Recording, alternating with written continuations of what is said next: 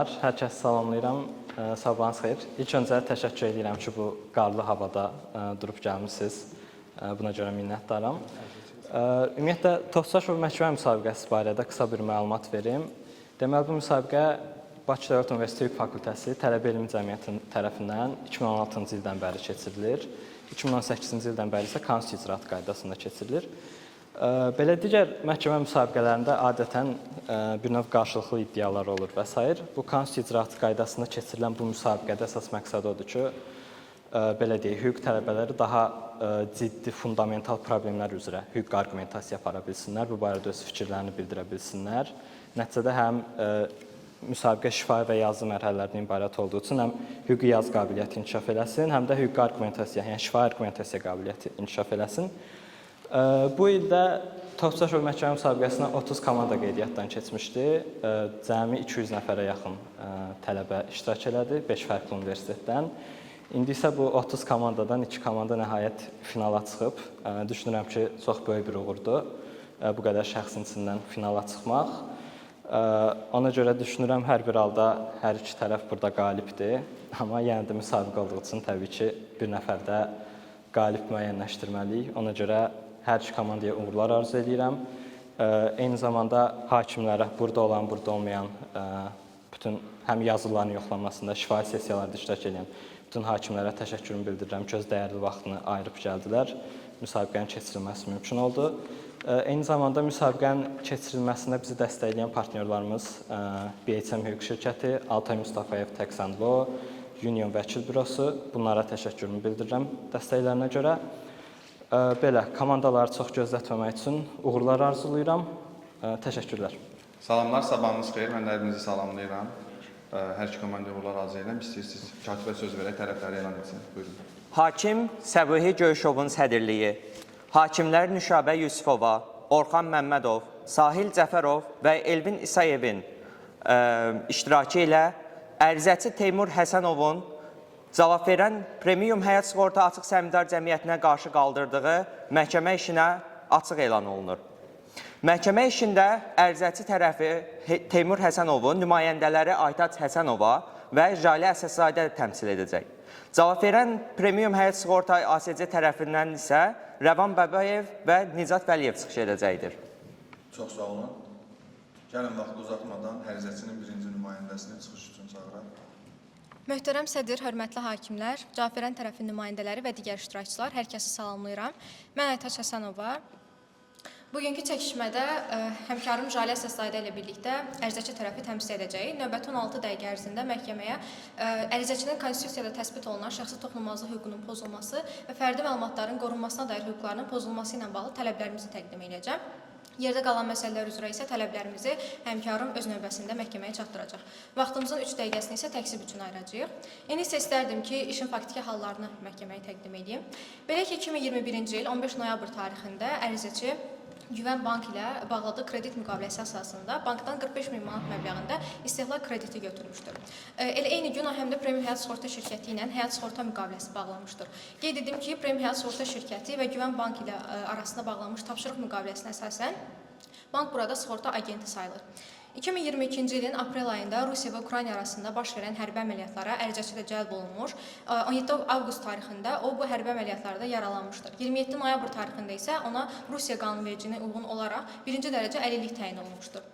2022-ci ilin dekabr ayında Nailə Osmanova sığorta ödənişinin ödənilməsi ilə bağlı sığortaçıya müraciət etmişdir. Onu da qeyd edeyim ki, Nailə Osmanova ərizəçinin qeyri-rəsmi münasibətdə olduğu şəxsdir və onların yekini yaşına çatmayan Adil Həsənov adlı bir övladları da var. Hansı ki, Adil Həsənov bu sığorta münasibətlərində faydalanan şəxs hesab olunur. Həmin müraciətə isə sığortaçı imtina cavab məktubu göndərmişdir və həmin imtina cavab məktubunda imtinanı ona əsaslandırmışdır ki, müharibə sığorta şəhadətnaməsində sığorta hadisələri arasında bir istisna kimi müəyyənləşdirilib.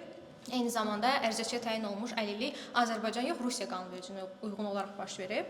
Həmin cavab məktubunu sığortaçı həm də ərizəçinin belə deyək, qeydiyyatda olduğu ünvana da göndərmişdir və ərizəçi həmin məlumatı əldə etmişdir. Bundan sonra 2023-cü ilin 19 fevral tarixində ərizəçi Azərbaycan qanunvericiliyinə uyğun olaraq əlillik almışdır və bundan sonra sığortaçıya müraciət edərək onun fərdi məlumatlarının qorunmasına dair hüquqlarının pozulması ilə bağlı kompensasiya tələb etmişdir sığortaçıdan. Bundan sonra iş məhkəməyə gedib çatmış, birinci instansiya məhkəməsi iddianı rədd etmiş, apellyasiya məhkəməsi qismən təmin etmiş, ali məhkəmə isə birinci instansiya məhkəməsinin mövqeyi ilə xüsusiyyət üçün bir qərar qəbul etmişdir. İndi isə istərdim ki, ilkin tələbimizi əsaslandırmağa keçim. İlkin tələbimiz onunla bağlıdır ki, ərizəçi Güvən Bank ilə kredit müqaviləsi bağlayarkən özü ilə bağlı bir sıra məlumatları, eləcə də həmin vaxt əmək qabiliyyətinin müvəqqəti olaraq itirməsi məlumatını banka ötürmüşdür. Sığortaçı isə bank ilə qurduğu inteqrasiya nəticəsində eləcə də aralarında olan tapşırıq müqaviləsinə əsasən həmin məlumatları əldə etmişdir və həmin məlumatı sığorta şəhadətnaməsində sığorta haqqına əlavə edərək işləmişdir. Belə ki, sığorta haqqının məbləği standart olan 164 yox, 205 manat məbləğində müəyyənləşdirilmişdir. Qeyd edək ki, əmək qabiliyyətinin müvəqqəti olaraq itirilməsi məlumatı sağlamlıq vəziyyətinə dair məlumat hesab olunur və informasiya əldə etmək haqqında qanunun 38.2.4-cü maddəsinə əsasən sağlamlıq vəziyyətinə dair məlumatlar fərdi məlumatlar hesab olunur. Fərdi məlumatlar haqqında qanunun 8.1-ci maddəsinə əsasən isə fərdi məlumatların toplanılması və işlənilməsi zamanı yazılı subyektin yazılı razılığı, elektron imzası ilə təsdiq edilmiş sənəd və yaxud da ərizəçinin birbaşa olaraq özü tərəfindən təqdim olunan məlumatlar əsasında işlənməsi mümkündür. Lakin biz üçün faktiki hallarından görürük ki, bu məlumat sığortaçı tərəfindən birbaşa ərizəçidən əldə olunmamışdır. Ortada bu razılığı təsdiq edən heç bir yazılı sənəd mövcud deyildir, nə də elektron sənəd mövcud deyildir. Belə ki, həmin qanunun 8.2-ci maddəsində deyilir ki, toplama və işlənmə ilə bağlı yazılı razılıq ayrıca bir sənəd formasında tərtib olunmalıdır və həmin sənəddə konkret olaraq hansı məlumatların toplanıla və işlənilə biləcəyi qeyd olunmalıdır. Burada bir sual verə bilərəm. Bəs ərizəçi tərəf bunu banka özü təqdim etməmişdir. Siz bayaq dediniz ki, məlumatı özü təqdim edəndə də əslində bu məlumat verilə bilər. Banka təqdim etməsi necə idi? Özü təqdim etmiş, yoxsa banka əldə etmişdir? Belə ki, ərizəçi məlumatı banka ötürmüşdür. Bank isə sığortaçı ilə qurduğu inteqrasiya nəticəsində həmin məlumatı sığortaçı ötürmüşdür. Bankın sığortaçı ötürülməsində hüquqi problem nədən ibarətdir? Burada təbii ki də bank da məsuliyyət daşıyır, məlumatı qanunsuz olaraq ötürdüyünə görə. Çünki banklar haqqında qanunda qeyd olunur ki, bank sirrinə aid olan məlumatların ötürülməsi üçün ayrıca yazılı razılıq sənəd formasında tərtib olmalıdır və həmin sənəddə göstərilməlidir ki, hansı bank sirrinə aid olan məlumatlar ötürülə bilər, hansı məqsədlə ötürülə bilər. Yəni bank burada məsuliyyət daşıyır, amma bundan əlavə sığortaçı da fərdi məlumatlar haqqında qanuna görə həmin məlumatların qanunsuz olaraq toplanması və qanunsuz olaraq işlənməsinə görə məsuliyyət daşıyır. Bəli, qeyd etdiyim kimi 8.2-ci maddədə qeyd olunur ki, işlənmə ilə bağlı yazılı razılıq ayrıca bir sənəd formasında tərtib olmalıdır. Lakin biz işin faktiki hallarından görürük ki, ortada belə bir yazılı sənəd mövcud olmamışdır. Fərdi məlumatlar haqqında qanunun 9-cu maddəsinin 1-ci bəndində qeyd olunur ki, fərdi məlumatın toplanma və işlənmə məqsədi dəqiq olaraq bəyan olunmalı. Yəni, ərizəçi bilməlidir ki, sığortaçı o məlumatı hansı məqsədlə əldə edib və hansı məqsədlə işləyib. Lakin biz işin hallarından görürük ki, sığortaçı bir dəfə də olsun həmin məlumatı bankdan əldə etdiyini və hansı məqsədlə işlədiyini bir dəfə də olsun ərizəçiyə deməmişdir. Ərizəçi bununla bağlı məlumatı yalnız bu mübahisələr zamanı, elektron post yazışmaları zamanı öyrənmişdir. Yəni, burada fərdi məlumatlar haqqında qanunun 9-cu maddəsində göstərilən tələbin də pozulması baş vermişdir. Eyni zamanda qeyd etmək istərdim ki, Avropa İnsan Hüquqları Konvensiyasının 8-ci maddəsinin təlimatında qeyd olunur ki, sağlamlıq barədə məlumatların konfidensiallığına riayət edilməsi konvensiyanın iştirakçısı olan bütün dövlətlərin hüquq sistemlərinin mühüm prinsipidir. Bununla bağlı bir sıra Avropa İnsan Hüquqları Məhkəməsi qərarları da var. Belə ki, İ-Finlandiyaya qarşı işində məhkəmə qeyd edir ki, tibbi məlumatların məxfiliyinə hörmət edilməsi prinsipi qorunmalıdır və biz görürük ki, sığortaçı tərəfindən bu məlumatların qanunsuz olaraq əldə olunması həmin tibbi məlumatların məxfiliyinə hörmət edilməsi prinsipində pozulması ilə nəticələnmişdir. Eyni zamanda sığorta şəhadətnaməsində göstərilən 11-ci bəndə sığortaçı istinad edir ki, bu məlumatlar əsasında bu bəndə əsasən məlumatı əldə etmişdir. Burada qeyd olunur ki, sığortalı razılıq verir ki, sığortaçı sığorta əməliyyatlarının aparılması məqsədi ilə sığortalı barədə məlumatları istənilən müəssisədən ala bilər, habelə digər şəxslərə ötürə bilər. Lakin biz işin hallarına baxsaq görərik ki, sığortaçı həmin məlumatı bankdan əldə edəndə hələ sığorta müqaviləsi bağlanmamışdır. Və biz hesab edirik ki, sığorta müqaviləsinin bağlanmasından əvvəl baş verən bir hadisəyə görə necə ola bilər ki, sığorta şəhadətnaməsinin bəndinə istinad oluna bilər. Belə ki, hələ sığorta şəhadətnaməsinin mətni sığortaçı tərəfindən hazırlanarkən burada sığorta haqqının məbləği 164 yox 205 manat məbləğində müəyyənləşdirilmişdir. Bu onu göstərir ki, sığortaçı artıq şəhadətnaməni hazırlayarkən, yəni müqavilə hələ bağlanmamışdan əvvəl bu məlumatı bankdan əldə etmişdir. Bəs ərizəçi tərəfin daha sonra müqaviləni təsdiqləməsi, onun həmin bəndi bəyənməsi mənasına gəlmir. Bəli, doğrudur.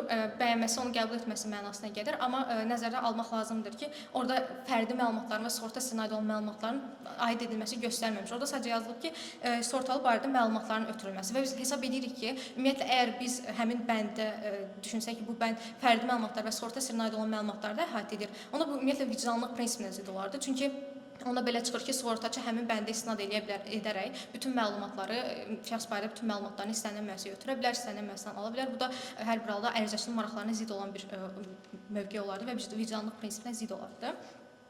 Bundan başqa sığortaçı ötürmənin hüquqi əsasını yazılıda qeyd edir ki, hüquqi əsas tapşırıq müqaviləsidir və dolayı yolu biz buradan belə başa düşürük ki, onda tapşırıq müqaviləsində elə bir bənd və ya da elə bir müddəa nəzərdə tutulub ki, bu sığortaçı icazə verir ki, sığortaçı şəxslə bağlı bütün fərdi məlumatları, eləcə də sığorta sirrinə aid olan məlumatları əldə edə bilər və işləyə bilər.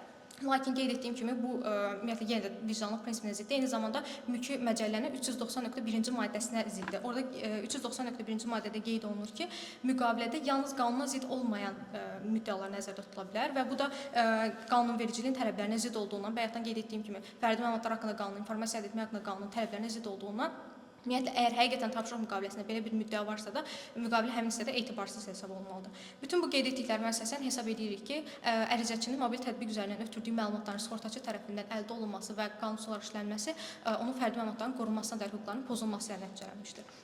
Digər tələbimizə keçmək istəyirəm. Digər tələbimiz onunla bağlıdır ki, sığortaçı imtina cavab məktubunu Nalə Osmanovaya göndərəndə orada ərizəçiyə dair bir sıra şəxsi məlumatları da əks etdirmişdir və bu məlumatlar sırasında sığorta məbləğinə dair məlumat da var. Və sığorta fəaliyyəti haqqında qanunun 6.1-ci maddəsinə, 6.1.2-ci maddəsinə əsasən sığorta məbləğinə dair məlumat sığorta sirri hesab olunur. Eyni zamanda informasiya əldə etmə haqqında qanunun 38.2.9-cu maddəsinə əsasən fərdi məlumat hesab olunur.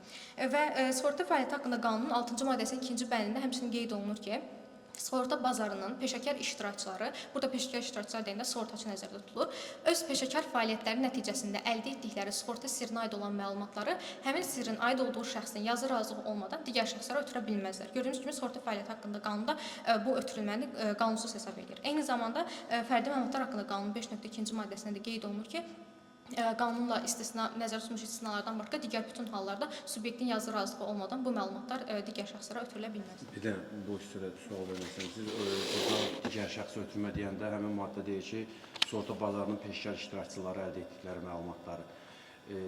Qarşı tərəfin iddiası ondan ibarətdir ki, onlar da sığorta vasitəçisidir, biz də sığortaçıyıq. Dolayısıyla hər ikisi bazarın peşəkar iştirakçısıdır. Burada siz digəri, onda bazarın peşəkar iştirakçılarının da bir-birlərinə ötürməsini uyğun hesab etmirsiniz də, mövqeyiniz bu yöndədir onda ki, digər dedikdə bazarın peşəkar iştirakçıları da bura daxildir.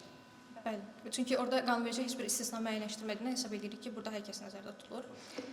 Eyni zamanda Mən də bir sual verim. Sığortaçı burada faydalanan şəxsə ödənişdən imtina verir və imtina üçün əsaslandırma etməlidir. Bu məlumatların sərhədi necə qorunmalıdır ki, siz deyirsiniz sığorta məbləği barədə məlumat verməsin, ödənişdən imtina barədə məlumat verməsin. Amma yəqin ki və mülki məcəllə belə deyir ki, sığorta ödənişdən imtina verəndə sığortaçı imtinanı əsaslandırmalıdır. Burada bir məlumat sərhəddi hansısa qanunvericilik aktı ilə və ya dünya təcrübəsində necə qorunur ki, bax bu məlumatlar verilə bilər, bunlar verilə bilməz. Bəli, doğrudur. Razılaşıram. Yəni orada qeyd olunur ki, həqiqətən də geniş formada əsaslandırılmalıdır imtina cavab məktubu. Amma biz hesab edirik ki, həmin əsaslandırmada fərdi məlumatlar nəzərdə tutulmamalıydı. Yəni ümumiyyətlə baxsaq ki, məsələn bizə həqiqətən maraqlıdır ərizəçi tərəf olaraq ki, sığortaçı orada nəyə görə sığorta məbləğini qeyd edib. Yəni ümumiyyətlə belə bir ehtiyac var idi, zərurət var idi ki, həmin imtina cavab məktubunda sığorta məbləği qeyd olunsun. Çünki orada sadəcə sığorta məbləği qeyd olunur və digər məsələlərə keçir. Onunla bağlı heç bir əsaslandırma olmur və biz hesab edirik ki, ümumiyyətlə sığorta məbləğinin orada qeyd olunması çox əsassız idi və buna ümumiyyətlə zərurət də yox idi. Və belə bir halda nəyə görə fərdi məlumat, şəxsin fərdi məlumatı, hansı ki sığortaçı da bilir ki, bu fərdi məlumat həmçinin sığorta sirridir. Bu məlumatı orada niyə qeyd etmişdi? Biz yenə də hesab edirik ki, əgər qeyd edirsə belə, yenə də yazılı razılıq alınmalı və sonra qeyd olunmalı idi. Yəni qanunvericinin tələbinə uyğun olaraq. Azərbaycan Respublikası Konstitusiyasının 32-ci maddəsində də qeyd olunur ki, hər bir şəxsin şəxsi toxunulmazlıq hüququ var. Həmçinin orada qeyd olunur ki, şəxsin özünün razılığı olmadan onun məlumatları, şəxsi həyatına aid olan məlumatları toplanıla, saxlanıla, istifadə olunan və işlənilə ötürülə bilməz. Və buradan belə başa düşürük ki, sığortaçı tərəfindən məlumatların qanunsuz olaraq ötürülməsi konstitusional hüquq olan şəxsi toxunulmazlıq hüququnda pozulması ilə nəticələnmişdir. Eyni zamanda Avropa İnsan Hüquqları Konvensiyasının yenə 8-ci maddəsinin təlimatında qeyd olunur ki, fərdi məlumatların qorunması fərdin konvensiyanın 8-ci maddəsi ilə təmin edilən şəxsi və ailə həyatına hörmət hüququndan istifadə etməsi üçün mühüm əhəmiyyət kəsb edir. Biz bu halda hesab edirik ki, sığortaçı həmin məlumatları qanunsuz olaraq ötürməklə konvensiyanın 8-ci maddəsində pozuntusuna yol vermişdir. Bundan başqa sığortaçı həmin məlumatların ötürülməsi ona əsaslandırır ki, etibarnamədə müəssisələrdən məlumat almaq hüququ qeyd olunmuşdur. Lakin biz hesab edirik ki, müəssisələrdən məlumat almaq səlahiyyəti heç də fərdi məlumatları və sığorta sirrinə aid olan məlumatları əhatə etmir. Xüsusilə nəzərə alsaq ki, bu cür məlumatların ötürülməsi üçün qanunverici konkret olaraq tələb müəyyənləşdirir ki, yazılı razılıq olmalıdır, həmin razılıqda konkret olaraq məqsədlər göstərilməlidir, məlumatlar göstərilməlidir.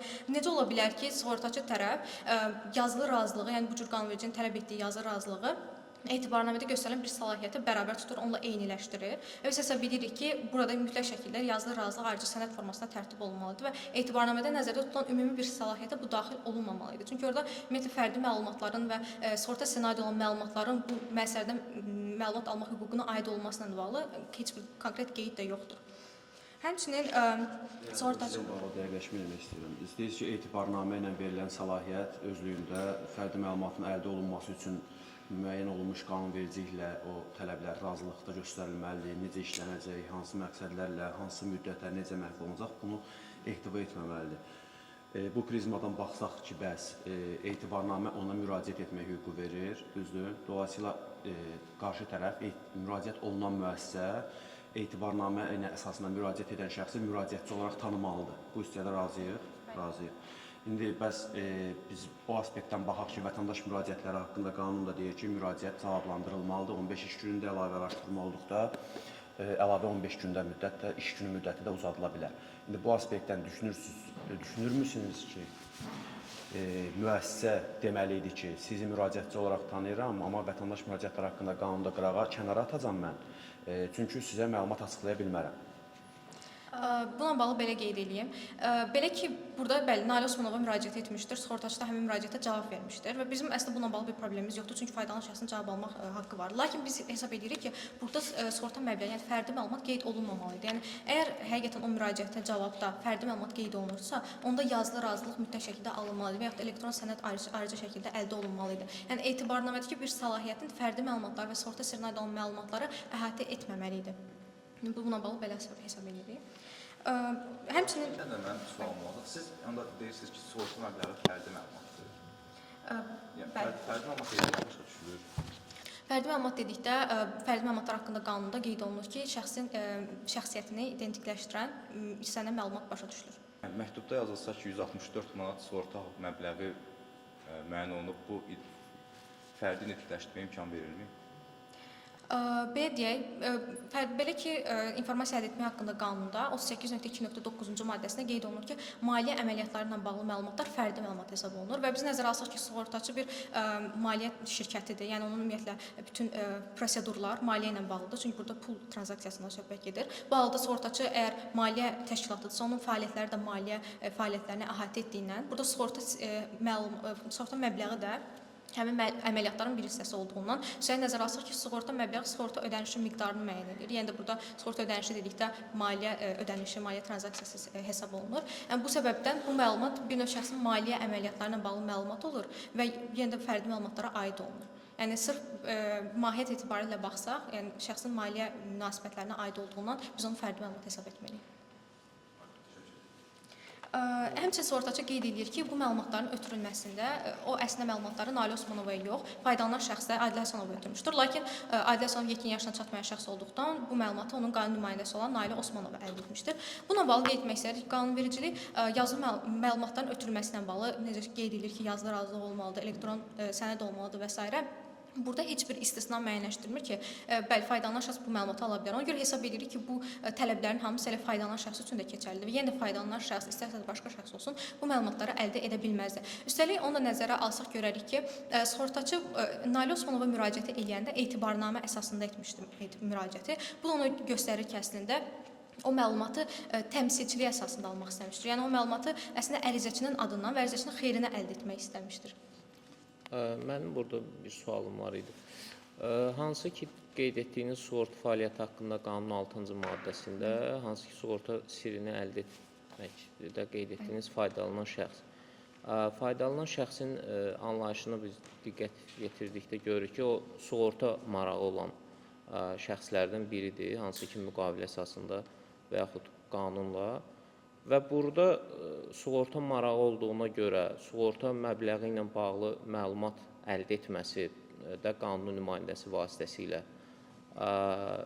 sizcə belə deyək, bu 6-cı maddənin sığorta sirri rejiminin pozulması ilə nəticələnirmi? Biz belə hesab edirik ki, bəli, faydalanan şəxsin tərifinə baxanda görürük, orada qeyd olunur ki, sığorta müqaviləsi əsasında sığorta ödənişi almalı olan şəxsdir. Yəni onun məsələn burada maraqları tamamilə sığorta ödənişinin alınmasından ibarətdir. Və biz əslində işin faktiki hallarına baxsaq görərik ki, sığorta müqaviləsində sığorta məbləği azalan sığorta məbləğindən müəyyənləşdirilmişdir.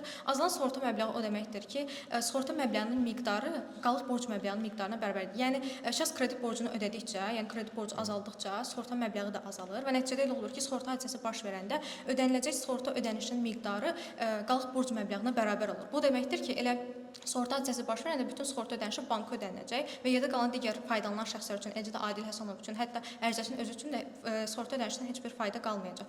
Biz hesab edirik ki, bu halda, yəni azalan sığorta məbləği halında Biz nəzərə alsaq ki, yəni Adilin orada təhsil haqqı ilə bağlı da istehlak kreditində marağı var.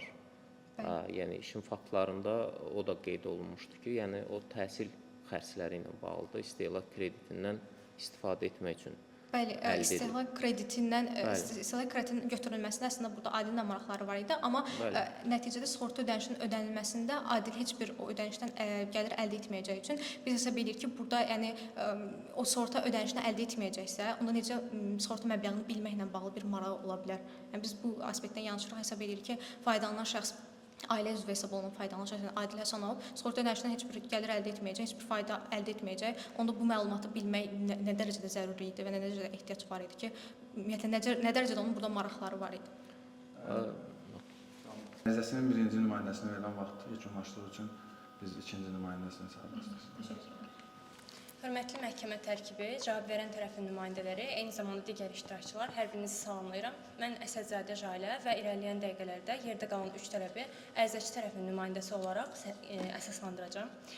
Belə ki, vaxt itirmədən birinci tələbdən başlamaq istərdim. Sığorta şirkət tərəfindən ərizəçiyə sığorta ödənişinin verilməsi və ödənilməsindən imtina edilmişdir və buna əsas olaraq da sığorta şəhadətnaməsində müharibənin istisna olaraq qeyd olunduğu əsaslandırılmışdır. Belə ki, ərizəçi tərəfin nümayəndəsi olaraq biz Ukrayna və Rusiya arasındakı məsələlərin hüquqi olaraq hərbi əməliyyat yoxsa müharibə statusunda olmasına aydınlaşdıracağıq. Nəzərə alsaq ki, sığorta şəhadətnaməsi Azərbaycan Respublikasının qanunvericiliyinə əsasən bağlanmışdır. Eyni zamanda sığorta şəhadətnaməsinin 10-cu bəndində göstərilmişdir ki, şəhadətnamədən irəli gələn məsələlər Azərbaycan Respublikasının qanunvericiliyinə uyğun olaraq həll olunmalıdır. Buna əsasən əvvəlcə Azərbaycan aspektindən məsələyə yanaşmalıyıq.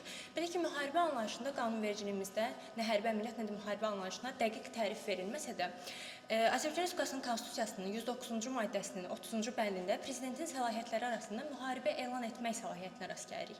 Ki, burada bu da ona dəlalət edir ki, müharibə vəziyyəti anlayışı prezidentin səlahiyyətinə daxil olan müharibə elan etməklə şərtləndirilib, hansı ki, eyni zamanda birazdan qeyd edəcəyimiz beynəlxalq konvensiyalarda Declaration of War olaraq öz əksini tapmışdı.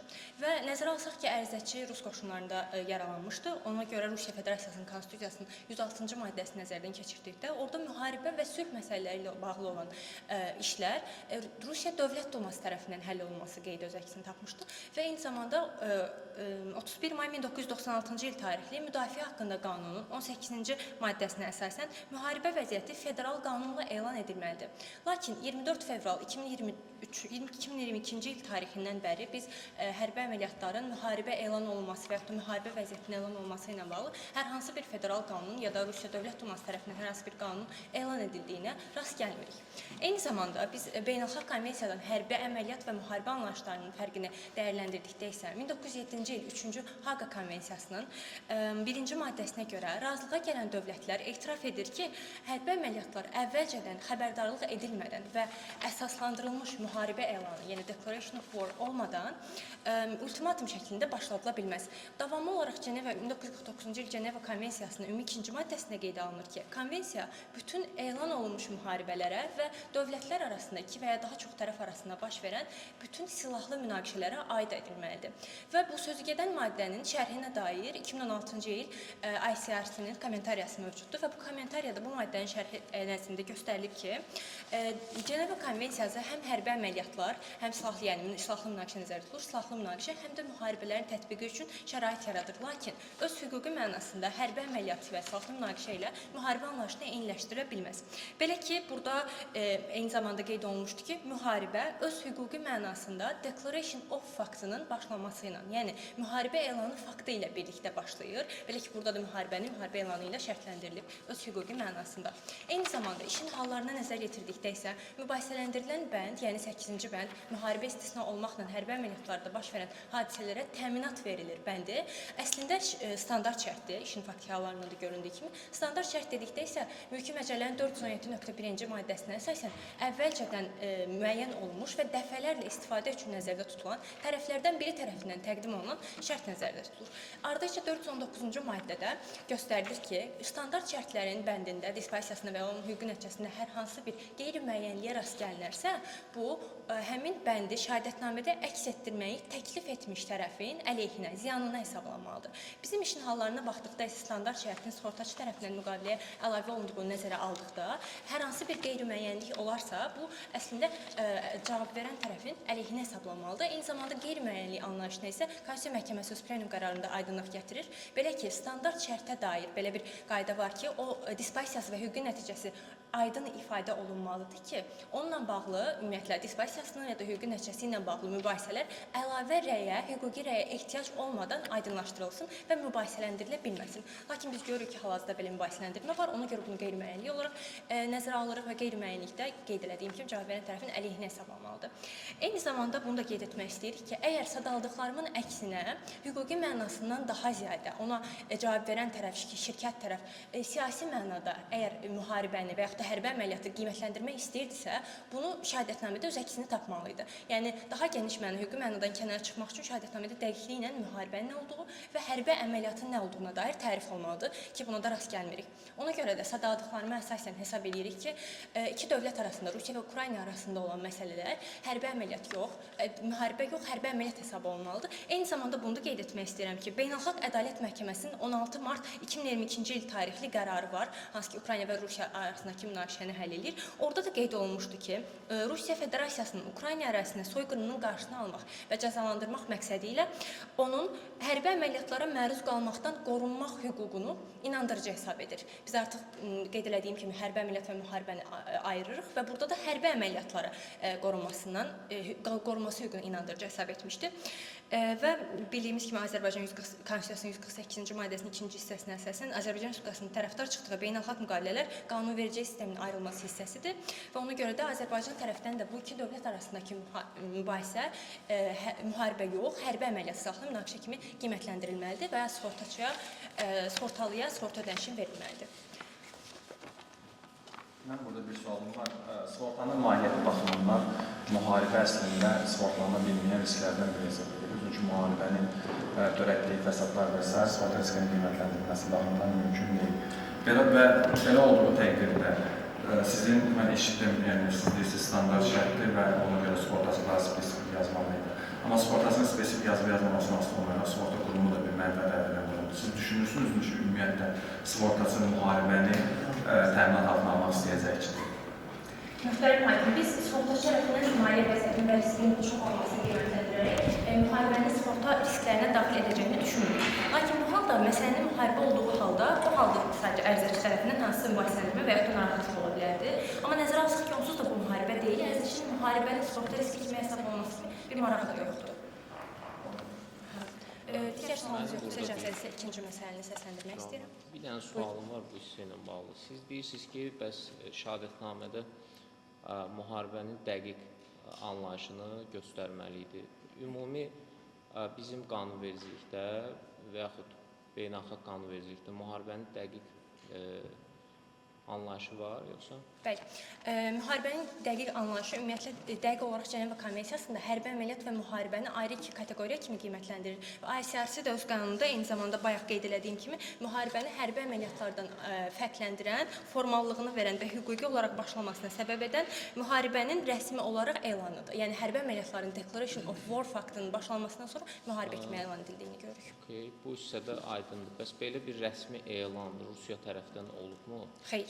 Nə Rusiya, nə də Ukrayna tərəfindən rəsmi elan olmayıbdır və bu məsələ ümumiyyətlə Dövlət Duması baxmalıydı. Onda elan barədə qərarını görmürük. Yəni belə bir elan olmadığı halda biz müharibənin mövcud olub-olmadığını deyə bilirik yoxsa? Elan olduğu halda hərbi əməliyyatlara hüquqi mənada müharibə anlayışı verəcəyimiz üçün elan olunmadığı halda hərbi əməliyyatı hərbi əməliyyat təsnifatında saxlayır və ona müharibə anlayışı vermirik.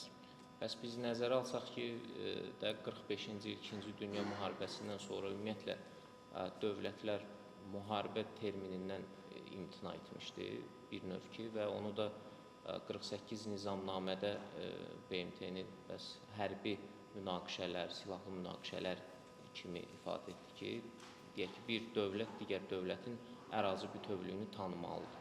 Yəni bu prinsip, hansı ki, siz sadaladığımız, deyək ki, Haqanın özü, Cenevrənin özü, orada da, məsələn, birbaşa müharibənin anlayışı yoxdur. Buna münasibətiniz bəs? Bəli, müharibənin anlayışı siyasi mənada öz əksini tapmır və ümumiyyətlə formallığını getdikcə itirir. Bunun barədə ICRC-nin kommentariyası, ümumiyyətlə Ceneva konvensiyalarının da şərhlərində öz əksini tapmışdı. Lakin onun siyasi, hal-hazırda mübahisələndirilən isə onun siyasi mənada deyil. Dövlətlərin müharibə anlayışının formallığını tədricən itirməsi bunun tamamilə hüquqi mənada başa çatması mənasına gəlmir. Yəni hal-hazırda mübahisələndirilən isə dövlətlər arasındakı siyasi münasibət yox, hansı ki formalığın itirilməsi siyasi münasibətlər və dövlətlər arasındakı münasibətin təkmilləşməsi ilə bağlı bir müddəidir. Hal-hazırda o deyil, onun hüquqi mənasına. Çünki mübahisələndirilən bənd şəhadətnamədə olduğu üçün o hüquqi mənasına. Hüquqi çərçivədə sadəcə deyək ki, sığorta şirkətinin fəaliyyətini tənzimləyən spesifik qaydalar və yaxud mülki məcəllə var və bu deyək ki, aktlarda da müharibənin anlayışı yoxdur. Ümumi formada ifadə olunub.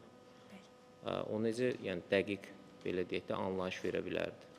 Yenə də qeyd etdiyim kimi, müharibəyə qanunvericiliyimizdə, bizim mülki məcəllədə, nə də konstitusiyamızda dəqiq anlayış verilmədiyi üçün biz bunu prezidentin 106-cı maddədə öz əksini tapan müharibə elan etmək səlahiyyətinə dəlalət elədik. Belə ki, bizim qanunvericimizdə yeganə müharibə barədə vəziyyət, müharibə vəziyyətinin elan olması ilə bağlı fakt onun elan edilməsi kimi göstərilir və tərəflərdə də elan görmədiyimiz üçün öz qanunvericimizə əsasən də bunu müharibə hesab edə bilmərik. Dəqiqləşdirəcəm, argumentinizi başa düşmək üçün soruşuram. Suala əsasən bildirirsiniz ki, ümumiyyətlə argumentasiyanızdakı bəs müharibədirmi, hərbi əməliyyatdırmı, biz bunu müxtəlif istinadlarla müəyyən edə bilirik ki, bu müharibədir. Bu hissəsini başa düşdüm. İkinci hissə davamında da bildirirsiniz ki, ümumilikdə standart şərtin qeyri-müəyyənliyi olduğu təqdirdə bundan faydalanmalıdır qarşı tərəf, bəndi təklif edən tərəf yox.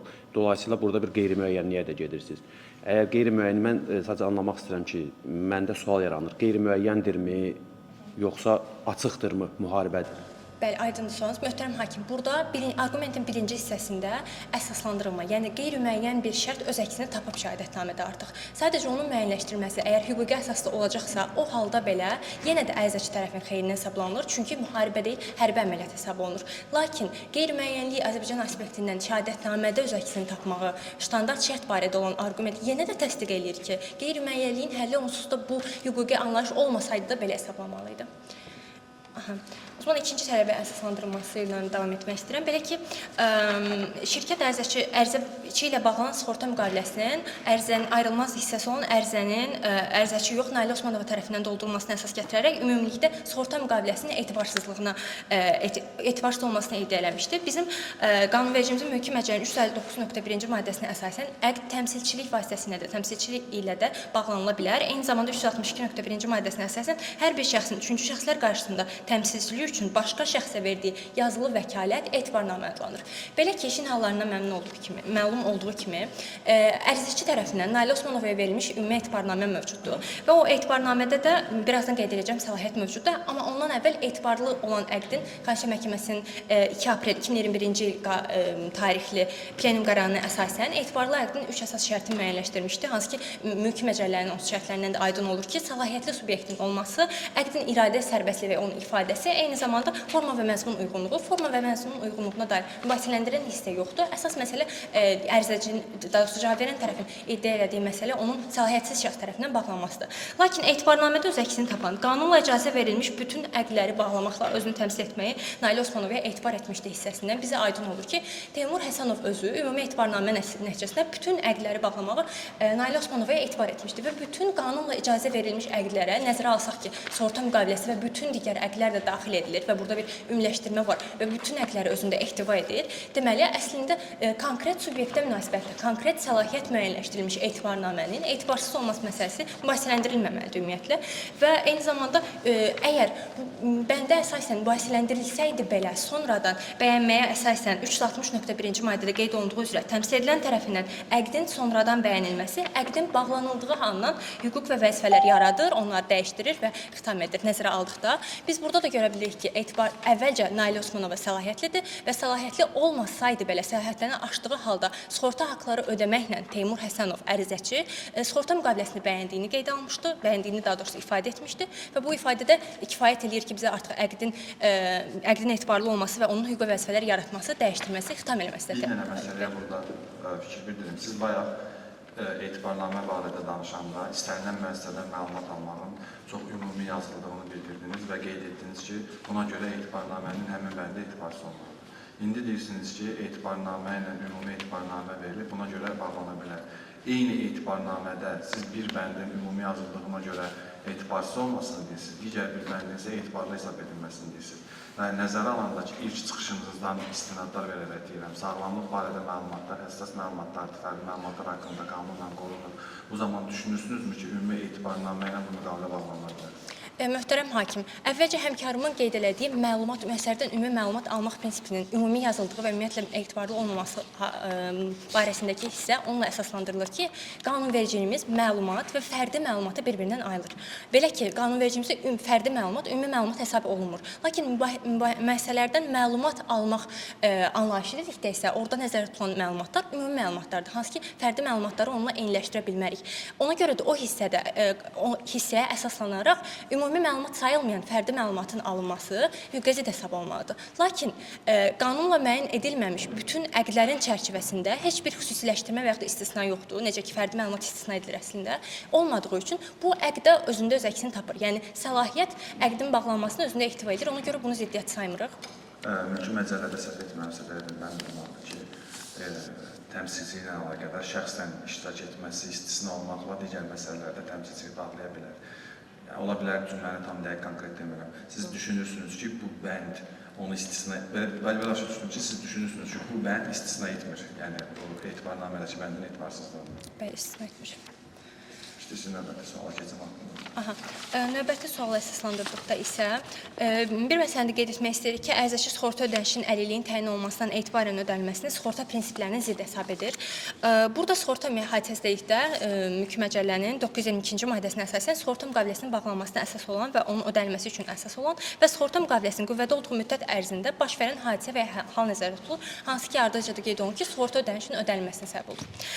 Burada 3 versiya mövcuddur. Əvvəlcə 17 avqust 2022-ci il tarixli, hansı ki, ərizəçinin Rusiyada yaralandığı, Ukraynada daha sonra yaralandığı tarix, ikincisi 27 noyabr 2022-ci il tarixli birinci qrup əlilliyin təyin edildiyi tarix, üçüncü də 19 fevral 2023-cü il tarixi, yəni Azərbaycan Respublikasının qanunvericiliyinə əsasən əlilliyin təyin edildiyi tarix. Sadəcə burada diqqətinizə çatdırmaq istəyirəm ki, ərizəçinin yaralandığı tarixlə Azərbaycan Respublikasının qanunvericiliyinə əsasən əlilliyin təyin olunduğu tarix arasında 5 ay 2 gün kimi kifayət qədər uzun bir interval var. Və eyni zamanda Konstitusiya Məhkəməsinin Məhkəməsinin 14 aprel 2023-cü il tarixli qərarında da qənaətə gəlinir ki, sığorta hadisəsi dedikdə təminat altına almış riskin reallaşması nəzərdə tutulur və riskin reallaşması ilə əslində birinin sığorta ödənişinin alınmasında hüququnu yaradır. Nəzərə alsaq ki, bu 5 ay 2 gün kimi müddətin ötürülməsi, mülki məcəllənin 425-ci maddəsi olan və öz əksini tapıb vicdanlıq prinsipinin öz əksini tapdığı vicdanlıq normasına zidd olardı. Eyni zamanda mülki məcəllənin 427.5-ci maddəsində göstərilib ki, öhdəliyin icrası əgər xüsusi olaraq bir şərtdən asılıdırsa, burada öhdəliyə münasibətdə sığorta ödənişinin verilməsi və şərtə münasibətdə isə Teymurun sığorta hadisəsinin baş verməsi, yəni yaralanması nəzərdə tutulur. Həmin hadisənin baş verdiyi gündən, yəni sığortalının yaralandığı gündən əslində ödəniş almaq hüququ yaranır. Eyni zamanda əsas sualı məzmun olan Yekunlaşdırmaq istəyirsiniz. sığorta marağı mövcudluğu prinsipi, eyni zamanda sığorta ədalətli təzminat prinsiplərinə də zidd olardı. Çünki sığorta marağı artıq əmək qabiliyyəti itirilməsi ilə, yəni Teymur Həsənovun öz əmək qabiliyyəti itirməsi yaralandığı andan baş verib, sığorta marağı yaranmışdı və eyni zamanda ona maddi zərər dəymişdi. İşin hallarından gördüyümüz üzrə kredit müqavilələrinin ödənilməsində problem yaranmışdı. Bu da sığorta eyni zamanda səbəb olur ki, ədalətli təzminat prinsipinin ödənilməsi qarşısı alınsın və 5 ay 2 gün müddəti orada itirilsin. Buna görə də hesab edirik ki, sığorta hadisəsi olaraq sığortacılığının yaralandığı gün hesab olunmalıdır. Oldu, çox sağ olun. Çıxış üçün cavab verənin birinci nümayəndəsidir.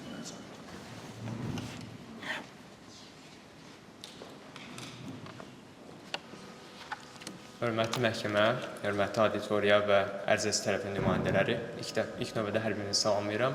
Mən Premium Health Sığortaçılıq Səhmdar Cəmiyyətinin ilk nümayəndəsi Rəvan Babayev. Qarşıdakı 17 dəqiqə ərzində şirkətimizin 1-ci, 4-cü və 5-ci tələbləri üzrə mövqeyini müdafiə edəcəm. Hörmətli həmkarım Nicat Vəliyev isə növbəti 15 dəqiqə ərzində 2-ci və 3-cü tələbləri müdafiə edəcək. Yerdə qalan 3 dəqiqəni isə əks təqsir üçün ayırmaq istəyirik. İcazənizlə ilk tələbə keçmək istəyirəm. Rusiya-Ukrayna müharibəsinin beynəlxalq hüquqa əsasən müharibə hesab edilməsinin hüquqa uyğun olması və bu əsasdan sığorta ödənişdən imtinanın qanunu ilə bağlı tələbimiz var. Belə ki, ümumiyyətlə biz ilk növbədə qeyd etmək istəyirik ki, Maliyyə Nazirliyinin qeyri-21 nömrəli qərarında da, mülki qanunvericilikdə də belə bir ümumi qayda müəyyənləşib ki, əgər sığorta müqaviləsində əksi razılaşdırılmayıbsa, hərbi əməliyyatlar nəticəsində baş verən hadisələrə təminat verilir. Bu bir ümumi qaydadır. Deməli, ümumi qaydadan kənara çıxma halları ola bilər. Bu da sığorta müqaviləsi ilə bunun əksinin razılaşdırılmasıdır. Belə ki, müharibə istisna olmaqla bütün hərbi əməliyyatlara təminat verilir müddəası da özlüyündə bu istisnanın nəzərdə tutulması deməkdir.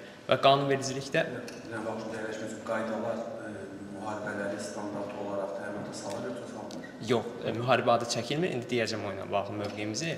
Orada konkret müharibənin adı çəkilməsə belə, konkret qadağanedici norma yoxdur ki, siz hərbi əməliyyatlara təminat verəndə hansı hissədə təminat verməlisiniz. Yəni, hərbi əməliyyatlar içərisində spesifik olaraq fərqləndirilməli olan müharibəyə də təminat verməlisiniz bütün hərbi əməliyyatlar içərisində deyə bir tələb yoxdur. Və bu prizmadan çıxış edərək həmçinin qeyd etmək lazımdır ki, ərizəçi tərəf öz çıxışında Rusiya dövlətinin bu müharibəni elan etməməsinə istinad edir. Lakin elə Rusiya dövlətinin özünün də tərəfdar çıxdığı, Azərbaycanın da tərəfdar çıxdığı 1949-cu il Cenevra konvensiyaları var.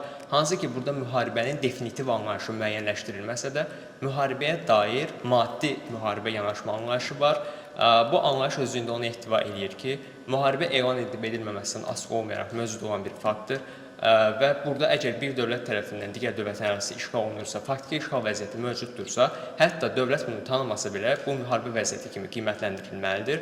Və eyni yanaşma Johann Dinšteynin özünün The Law of War kitabında da əksini tapır. Hətta Andrew Coffam adlı müəllif də The Multiple Meanings of War kitabında da qeyd edir ki, müharibənin mənası onun elan edilib edilməməsindən yaxud da dövlətin icra hakimiyyətinin onu tanıyıb tanımamasından asılı deyil. Qarşı tərəf həm də Azərbaycanın bunu tanımamasını qeyd etmişdir. Lakin bir məsələ var ki, ümumiyyətlə, Ali Məhkəmə özünün 31 may 2024-cü il tarixli qərarında 2022-ci ilin iyun və iyul aylarına münasibətdə davam edən bir mübahisə ilə bağlı hüquqi mövqe bildirərkən Rusiya-Ukrayna müharibəsi fonunda ifadəsindən istifadə etmişdir. Nəzərə alsaq ki, Konstitusiyanın 129-cu maddəsinin 1-ci hissəsinə görə məhkəmə qərarları dövlət adından çıxarılır. Deməli, bu da dolayısıyla məhkəmənin mövqeyinin dövlətin mövqeyi olması anlamına gəlir və üstəgəl Azərbaycan Respublikası Cenevra konvensiyasına tərəfdar çıxdığı üçün və bu konvensiya mübahisəli məsələyə bu və digər dərəcədə tətbiq edilə bildiyi üçün bu da özlüyündə o cür mənalandırılmalıdır ki, Azərbaycan dövlətinin də bununla bağlı artıq mövqeyi var və Qarşı tərəfin mövqeyi ondan ibarətdir ki, bu üzrə beynəlxalq sənədlər əsasında müharibə deyil, sizin mövqeyiniz ondan ibarətdir ki, bu müharibədir, ortada bir dənə də qeyri-müəllimliklə bağlı bir fikirlər var. Bəli. Mən sizin şirkət olaraq bu xidmətləri müqavilənizdə tənzimləyərkən düzmü başa düşürəm, yəni deyirsiniz ki, biz baxacağıq bütün bu tip кейslərdə dövlət nə reaksiya verir? Dövlətimiz müharibə deyirsə, biz bunu müharibə salacağıq, demirsə saymayacağıq. Xeyr, bizim Necə yanaşmamız qiymətləndirəcəksiniz yəni? Bəli, bizim yanaşmamız bundan ibarət deyil. Qeyd etdiyimiz kimi müharibə elan edilib edilməməsindən asılı olmayaraq vəziyyət mövcuddursa biz bunu tanıyırıq. Məsələ burada ondan ibarətdir ki, müqavilədə müharibənin elan edilib edilməməsindən asılı olmayaraq müharibə istisna olmağa yazılmayıb. Yəni bu ümumi ifadədir və ümumi müddəa da ümumi olaraq başa düşülməli olduğuna görə biz burada konkret qeyd etsəydik ki, yox, biz yalnız elan edilmiş müharibə istisna olmaqla deyilik. Bu özlüyündə artıq bizim konkret həmin məsələyə dair münasibətimizi bildirmiş olacaqdır. Və bir məsələni də qeyd edeyim ki, ümumiyyətlə burada istinad olundu ki, Beynəlxalq Ədalət Məhkəməsinin müvafiq məsələ ilə bağlı qərarı var, amma həmin qərarda ümumiyyətlə 1948-ci il konvensiyasının, yəni soyqırım cinayətlərinin qarşısının alınması, cəzalandırılması barədə konvensiya ilə bağlı Ukrayna Rusiyaya qarşı iddiasına baxılır. Yəni bu mübahisənin predmeti ümumiyyətlə Rusiya-Ukrayna münaqişəsinin müharibə olmasını qiymətləndirmək də deyildir. Və biz müharibəni hərbi əməliyyatlar kateqoriyasına daxil edirik. Lakin hərbi əməliyyatların spesifik bir növü kimi fərqləndirdiyimizdən, niyə fərqləndiririk? Çünki burada əlbəttə ki, söhbət tərəflər arasındakı diplomatik münasibətlərin müharibə dövründə bitməsi, həmçinin müharibədə hər iki tərəfin hərbi əməliyyatlarda iştirak etməsi, eyni zamanda daha geniş, intensiv xarakter daşıması, daha çox subyektləri əhatə etməsi, bununla yanaşı özlüyündə dinc dövrdə bağlanmış müqavilənin icrasının müharibə müddətində dayanması ilə əlaqələndirdiyimiz üçün bu hal tərəfimizdən tanınır və həmçinin... Bir sual verə bilərsiniz. Siz yəqin ki, sığorta şirkəti olaraq heç belə hadisə deyillər. Yəqin ki, çoxlu belə hadisələr olubdur və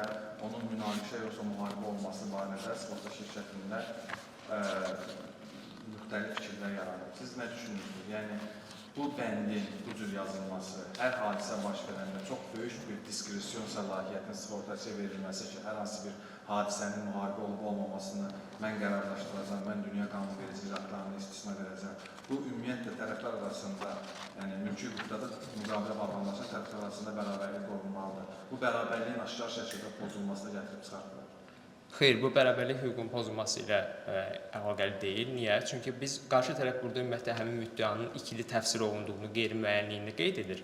Lakin o qeyri-müəyyənlik müqavilənin müvafiq müddəasının özünə münasibətdədir. Yəni burada aydın şəkildə qeyd olunur ki, müharibə istisna olmaqla ən yaxşı adamların iddia etdiyi Rusiya-Ukrayna münaqişəsinin müharibə olub-olmaması olduğu üçün müqavilənin müddəasının qeyri-müəyyənliyindən söhbət getmir. Həmin hadisənin onların fikrincə qeyri-müəyyən olmasından söhbət gedir ki, biz burada subyektiv yanaşmırıq. Yəni obyektiv olaraq... Sual ondan ibarətdir ki, deməli biz bir hadisənin sığorta hadisəsinin olub-olmadığını müəyyən etmək üçün biz deyəndə, daha doğrusu siz baxmalısınız ki, bu müharibədir yoxsa hərbi əməliyyatdır. Yəni sual ondan ibarətdir ki, buradakı diskresyon səlahiyyəti olur ki, buna siz qərar verirsiniz hər dəfə ki, bu hərbi əməliyyatdır, bu müharibədir. Xeyr, buna biz qərar vermirik, qeyd etdiyimiz kimi. Ümumiyyətlə biz dövlətin onu rəsmi olaraq elan edib etməməsindən asılı olmayaraq, əgər obyektiv olaraq müharibə vəziyyəti mövcuddursa, biz müharibə hərbi əməliyyat deyil demirik bu arada. Müharibə də hərbi əməliyyatdır. Sadəcə hərbi əməliyyatın xüsusi növü kimi fərqləndirildiyindən, hansı ki bu beynəlxalq hüquqa əsaslanır, burada artıq bəli, yəni müharibə istisna bənd kimi müəyyənləşdirilir.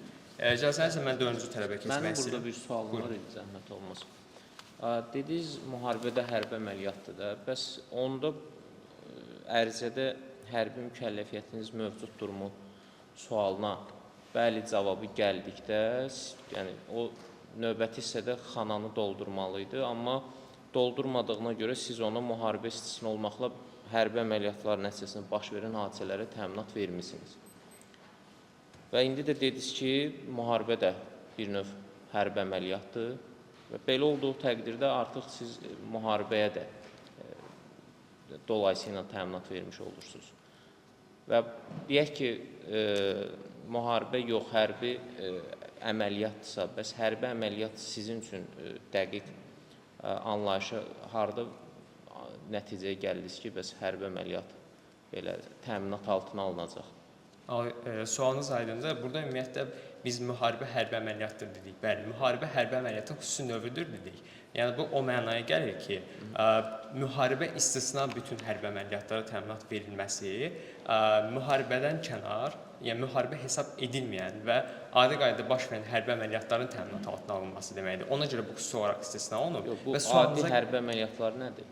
Və sualınıza gəlsək, belə, adicə hərbi əməliyyatdan əgər söhbət getsə, müharibədən kənar hərbi əməliyyat, bu adətən konkret bir məqsədə yönələn, bir dövlət tərəfindən həyata keçirilən hərbi münaqişə başa düşülür. Məsələn, bunu biz necə qiymətləndirə bilərik? Adicə, məsələn, 44 günlük vətən müharibəsi deyirik, lakin lokal xarakterli antiterror hərbi əməliyyatı deyirik. Yəni, bu öz-özlüyündə əlbəttə ki, hansı tərəfin bunu başlaması, hər iki tərəfin bu hərbi əməliyyatları aparması, məqsədlərin fərqliliyi və qeyd etdiyimiz kimi əhatə etdiyi subyektlərin dairəsinə görə fərqləndiyi üçün indiki halda, özü fikir versək, burada Teymur Həsənovun yaralanma halı avqust ayında baş verib və müharibəyə cəlb olunması da 2 ay sonra olub. Bu öz-özlüyündə artıq bunun müharibə olmasına dəlalət edən amildir. Yəni elə ilk gündən müharibə olaraq başlamasına dəlalət edən amil olduğu üçün biz burada yəni həmin hadisəyə təminat vermiş olmuruq. Qədər. Son bir sual. Bu sadalayır sizi hər iki dövlətin iştirakı hərbi əməliyyatda daha az insan itkisi olur, nə bilim, bir sıra faktlarda meyarlar qoyulur. Bunların normativ əsası var. Bunların ümumiyyətlə normativ əsası olmasa belə, qeyd etdiyimiz kimi biz daha çox burada hüquqi doktrinə müraciət edirik və adını çəkdiyim əsərlərdə hüquqi doktrina da beynəlxalq hüquqda köməkçi mənbələrdən biri hesab olunur və hərbi əməliyyat yox, müharibəyə dair Müəlliflər orada hüquqi doktrina hissəsində o halda olmalıdır ki, o müəlliflər müəyyən bir səviyyədə tanınmış müəlliflər olmalıdır. Yəni elə bir müəlliflər. Bəli, beynəlxalq humanitar hüquq üzrə mütəxəssis Johan Dinşteyn özlüyündə yaxud da Oppenheimin adını çəkə bilərik. Yəni istinad etdiklərimiz sırasında bu var və hüquqi doktrinanın ikinci mənbə kimi dedik. Biz əsas həm də müharibəni ya dair maddi mənada müharibə yanaşması, yəni Haqa konvensiyasına istinad etdilər. Haqa konvensiyası ümumiyyətlə formal mənada müharibə anlayışını müəyyənləşdirir və İkinci Dünya müharibəsindən sonra ümumiyyətlə bu yanaşma özlüyündə mövcud deyil. Hal-hazırda yəni İkinci Dünya müharibəsindən sonra mövcud müharibəyə dair yanaşma maddi mənada müharibə anlayışını mənimsəyir və bu da özlüyündə onu göstərir ki, hər hansısa bir elan edilmə şərtinə tabi tutulmadan mövcud olur. Və növbəti tələbimiz sığortasının sığortalanan barədə məlumatları faydalanan şəxsə ötürülməsinin hüquq uyğunluğu ilə bağlıdır. Və ki, qarşı tərəf, ümumiyyətlə biz baxmalıyıq ki, sığorta fəaliyyəti haqqında qanunun 6-cı maddəsi ilə sığorta sirri qismində nələr göstərilib və necə göstərilib. Birincisi, sığorta məbləğinin adı çəkildi. Sığorta məbləği və fərdi məlumatlar olmasına dair bir yanaşma əks olundu. Halbuki fərdi məlumatlar haqqında qanuna görə də, istinad etdikləri informasiya əldə etmə haqqında qanuna görə də fərdi məlumat dedikdə şəxsin kimliyini birbaşa və ya dolayısı ilə identikləşdirməyə imkan verən məlumat başa düşülür. Lakin sığorta mənbəyi bu situasiyada ümumiyyətlə Teymur Həsənovun şəxsiyyətini identikləşdirməyə imkan verən məlumat deyil, nə də ki, yazılarında qeyd etdikləri sığorta haqqı, eləcə də sığorta haqqına münasibətdə sığorta fəaliyyəti haqqında qanun konkret müəyyən edir ki, ödənilmiş və ödənilməmiş sığorta haqqı sığorta sirridir. Lakin biz imtahan məktubuna nəzər salsaq görərik ki, ümumiyyətlə burada sığorta haqqının öz məbləği barədə heç bir açıqlama edilməyib. Standart və ya qeyri-standart şəhadətinə olmasından asılı olaraq sığorta haqqının hesablanma mexanizminə dair bir yanaşma əks olunub ki, bu da sığorta haqqını birbaşa müəyyənləşdirən və sığorta sirrinin pozulmasını qiymətləndirməyə imkan verən amil deyil. Digər bir məsələ isə ondan ibarətdir ki, Nailə Osmanova qarşı tərəfində qeyd etdiyi kimi Adil Həsənovun qanuni nümayəndəsidir. Nümayəndəlik institutunun mahiyyətinə görə, ümumiyyətlə, əgər şəxs nümayəndə qismində çıxış edirsə, o öz adından deyil, təmsil etdiyi şəxsin adından çıxış edir. Deməli, indiki halda... Bir sual verə bilərəm. Qanuni nümayəndəsidir, amma işin hallarında Adilin səhv etmirəmsə 17 yaşı var. 14-18 yaşında olan şəxslər də müəyyən məsələlər barədə özləri qərar verə bilirlər. Sığortaçı bu cavabı Nailə Osmanovaya ötürərkən mülki məcəllənin həmin maddələrini nəzərə almışdımı ki, doğrudan da həmin sığorta ödənişlə münasibətdə Nailə Osmanova qanuni nümayəndə kimi çıxış edir. Bəli, burada mahiyyət ondan ibarətdir ki, ümumiyyətlə, Adil Həsənov özü də müraciət etmə hüququna malik olsa da, bu özlüyündə Nailə Osmanovun onun adından, onu təmsil etdiyi üçün müraciət etmə hüququnu istisna etmir. Çünki konkret qadağanedici norma yoxdur bu ilə bağlı və burada ona belə çıxır ki, ümumiyyətlə, şəxs öz hüququndan istifadə eləmirsə, qanuni nümayəndə də onun hüququnu realizə eləmək üçün heç bir addım atmamalıdır. Və burada məsələ ondan ibarətdir ki, ümumiyyətlə, sığorta sirrinin aid olduğu şəxs deyə bir anlayış var. Və qanunda demir ki, bu ancaq sığortalıdır. Bu özlüyündə həm də faydalanan şəxsi məxsus da sığorta sirrinin aid olduğu məsələləri göstərir. Yəni 45 min manat sığorta məbləği, eyni zamanda o sığorta haqqı qeyd edilən məsələlər həm də faydalanan şəxsə aid olan məlumat olduğu üçün söhbət yeni bir məlumatın verilməsindən getmir. Ona aid olan bir məlumatın açıqlanmasından söhbət gedir. Yəni burada məsələyə bu cür yanaşılmalıdır və son olaraq fərdi məlumatlar haqqında qanunla bağlı məsələni diqqətinizə çatdırmaq istəyirəm. Burada əslində işin faktiki hallarında özləri də qeyd etdilər ki, bankla demək, sığorta şirkəti arasında bağlanmış müqavilə əsasında bank həm də sığorta agentidir. Bununla qəbul edirlər, lakin sonra qeyd edirlər ki, ümumiyyətlə məlumat banka verilmişdir. Əslində biz burada baxsaq, sığorta agentin ümumiyyətlə anlayışını nəzərə salmalıyıq ki, sığorta agenti sığortaçının adından çıxış edən, onu təmsil edən, müqavilənin bağlanmasında, davam etdirilməsində, eyni zamanda təkcə bağlanma ilə bağlı yox, danışıqların aparılmasında, müxtəlif sövdələşmələrin aparılmasında iştirak edən şəxs qismində, fiziki və hüquqi şəxs qismində çıxış edir. Deməli, indiki situasiyada məsələ belə olmuşdur ki, ümumiyyətlə bank sığorta agenti olduğundan bu istehbac kreditini verərkən özünün sığorta agenti olmasına dair məlumatı Teymur Həsənova bildirmiş olmalıdır. Yəni, vicdanlıq baxımından yanaşsaq, mülki qanunvericiliyə əsasən öz vəzifəsini icra etmiş hesab olunmalıdır və artıq Teymur Həsənovda buna dair məlumat var ki, bu bankdır, amma sığorta agentidir bu məqamda. Mən bu ilə istehbac krediti bağlayanda bu bankdır, bank fəaliyyətini həyata keçirən subyektdir. Amma artıq bu məni yönləndirmə edirsə ki, sən getməlisən, həyatını sığortalatdırmalısan, kredit həyat sığorta müqaviləsinə mahiyyətinə uyğun olaraq. Bu zaman o sığorta agenti qismində çıxış edir və heç bir bank, ümumiyyətlə kommersiya təşkilatı durub özündən hansısa bir xana əlavə qoymaz ki, sən sağlamlığa dair məlumatı mənə ver, mən də baxım səni güzəşt eləyəcəm, yoxsa eləməyəcəm. Deməli, burada mahiyyət ondan ibarətdir ki, Teymur Həsənov tərəfindən əmək qabiliyyəti müvəqqəti itirilməsi dair məlumat banka sığorta agenti kimi verilmişdir. Və mülki məcəllərin müvafiq maddələrinə nəzər salsaq, görərik ki... Yəni, bax, şimdi burada sual verim. Sizin düz başa düşürəm ki, iddianız bundan ibarətdir ki, onsuz da bank onun sağlamlığı ilə bağlı məlumatı yalnız sığorta üçün istəyirdi. Əslində, kredit münasibətlərinə bir aidiyyəti yoxdur.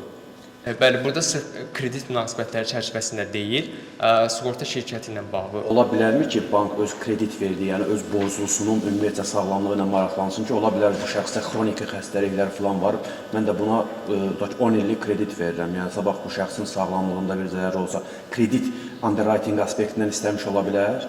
Xeyr, çünki burada mahiyyət elə dediyimiz kimi şəxs çünki həyatını sığortalatdıracaqdır və artıq banka burada əsas maraqlı olan məsələ onun rəsmi gəlirinin olub-olmaması və ümumiyyətlə orada həm də şəxsi kabinet deyə bir məsələ də mövcuddur və şəxsi kabinetdə artıq Teymur Həsənova dair məlumatlar var. Çünki mobil tətbiq üzərindən bağlandığı üçün bu müqavilə, mobil tətbiqdə bağlananda da təbii ki, şəxsi kabinet olmalıdır və artıq ona məxsus məlumatlar banka məlum olmuş olmalıdır. Bir dəqiqləşdirici sual verin. Kreditsiz deyirsiniz ki, kredit münasibətləri üçün banka verilmiş məlumat normalda sığortaçı götürülməməlidir. Əmək qabiliyyətinin itirilməsi sığorta münasibətləri üçün banka təqdim edildiyi üçün bank o həmin məlumatı sığortaçı götürür. Sığorta dəqiqləşdirəm. Burada sığorta agenti kimi verildiyi üçün ötürülmək demək doğru deyil. Çünki sığorta agentə verilmiş məlumat sığortaçıya verilmiş məlumatdır. Yəni əslində sığortaçıya verilmiş hesab olunur. Çünki bəli. Başa düşürəm. Kredit riskinin qiymətləndirilməsi zamanında deyirsiniz ki, sağlamlıqla əlaqədar edən məlumatlar əslində əhəmiyyət kəsb etmir. Kəsb edə bilər. Lakin bu situasiyada ümumiyyətlə işin hallarında banka bunu məhz bu aspektdən istədiyinə dair hər hansısa bir konkret fakt yoxdur.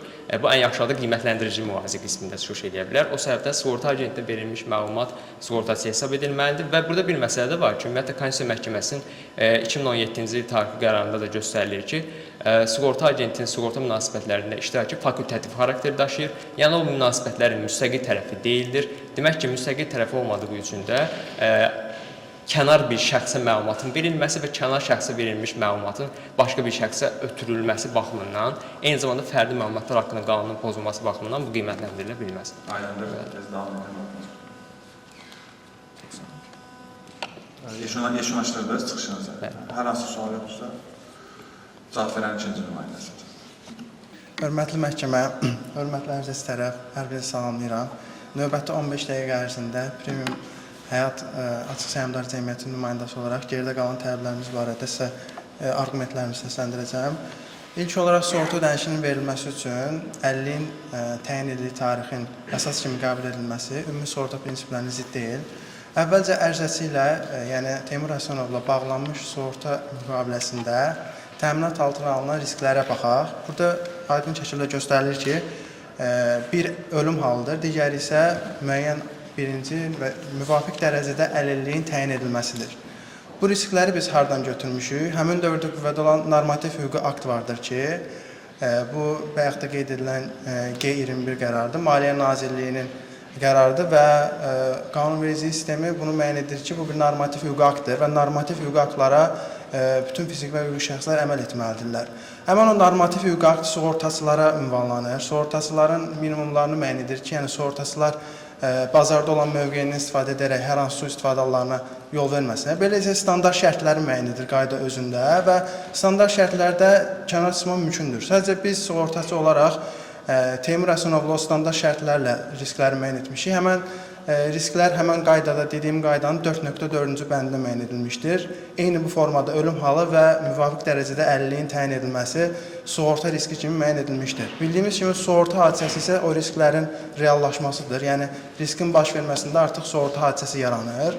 Bu isə sığorta hadisəsi burada şəxsin əlilliyinin olmasıdır indiki situasiyada və biz burada ad-bad təhlükə konsepsiyasını qorunmuşuq eyni zamanda. Bu əslində Maliyyə Nazirliyi tərəfindən irəli sürülərkən qorunan bir konsepsiyadır. Bu konsepsiyanın mahiyyəti ondan ibarətdir ki, sığorta müqaviləsində müəyyən edilən risklərin konkret göstərilməlidir. Hər hansı bir şübhəyə hal yaratmamalıdır ki, həm sığortaçı olaraq biz burada mənfəət əldə etmək məqsədi güdürük. Sığorta şirkətləri kommersiya hüquqi şəxs olaraq göstərdikləri müqavilənin nəticəsi olaraq hər zaman kommersiya marağı, yəni müəyyən gəlir əldə etmə məqsədləri olur. Digər tərəfdən sığortalı da öz həyatını sığortalayıb. İndiki bizim fəaliyyətimiz sırf həyat sığortalarına münasibətdədir. Yəni həyatını sığortaladığı üçün onun da bir marağı vardır və müvafiq icra hakimiyyəti orqanı, yəni Maliyyə Nazirliyi burada konkret sığorta risklərini müəyyən edir ki, digər günlərdə, yəni sığorta hadisəsi baş verdikdə nə sığortaçı tərəfindən, nə də sığortalı tərəfdən hər hansı bir qeyri-müəyyənlik halı müşahidə edilməsin. Növbəti məsələ isə əlilliyin təyin edilməsi ilə bağlıdır. Bu əlilliyi olan şəxslərin hüquqları haqqında qanunla müəyyən edilir. Orada qeyd olunur ki, əlil kimdir? Əlilə belə bir anlayış verilir ki, müvafiq icra hakimiyyəti orqanı tərəfindən əlilliyi qanunla müəyyən edilmiş qaydada müəyyən edilmiş şəxslər əlil hesab olunur. Və burada əlilliyin başlama tarixi isə həmin o qərarın inzibati orqanın qərarının qəbul edildiyi gündən qəbul edilir. Belə desək, həmin o inzibati orqan Dövlət Tibbi Ekspertiza Komitəsi və Reabilitasiya Xidməti TSEK qismində abreviaturası müəyyən etsə, o orqan çıxış edir və həmin orqanın inzibati qərarı əsasında şəxsin əlilliyi başlayır. Bu da özlüyündə ona əsas verir ki, qanunvericilikdə belə əlilliyi həmin o əlilliyə səbəb olan xəstəlik və ya bədbəxt hadisə ilə bağlamadan bilavasitə inzibati orqanın qərarı ilə bağlanmışdır. Yəni əlil olan şəxsi biz demirik ki, məsələn o müvafiq icra hakimiyyəti orqanı qərarında nə isə göstərilmir ki, bu hadisədə baş vermişdi. Yəni deyək ki, bir neçə ay bundan qabaq zədə görmüşdü və yaxud da üzr istəyirəm, müdaxilə edirəm. Deməli burada birinci əsas məsələ siz kontekstdən gəlməyək və birinci bildirdiniz ki, biz ad-bad təhlükə prinsipini nəzərə almışıq. Ona görə ki, sığorta riskləri dəqiq yazılmalıdır. Sığorta riski bəli əlillikdir, amma sığorta riskinə təsir edən amillərdən biri də sığorta müqaviləsində istisnaların, təminatların düzgün yazılmasıdır.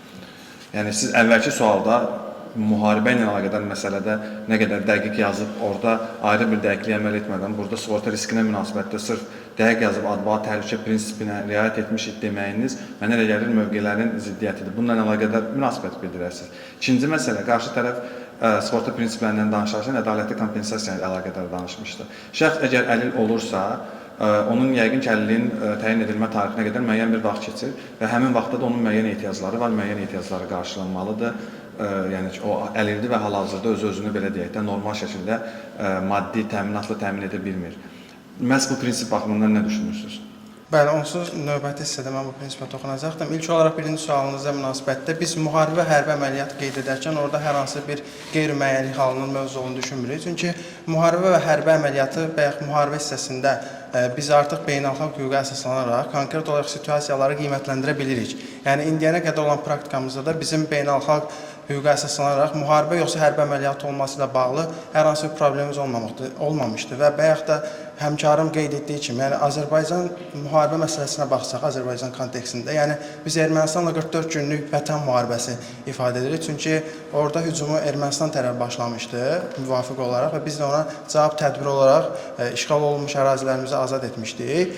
Digər isə lokal antiterror hərbi əməliyyatları idi. Məsələn, burada artıq konkret olaraq digər subyekt hər hansı bir dövlət qurumu deyil, dövlət deyil, ümumiyyətlə nə də dövlətə bənzər qurumda deyil. Çünki biz orada separatçılarla mübarizə aparmışdıq. Yəni görünən odur ki, beynəlxalq hüquq hər zaman bu müharibəni müəyyən etməyə imkan verən meyarlar bizə təqdim etmişdir və hər hansı bir problemin olmadığından biz burada qeyri-müəyyənliyin olduğunu düşünmürük.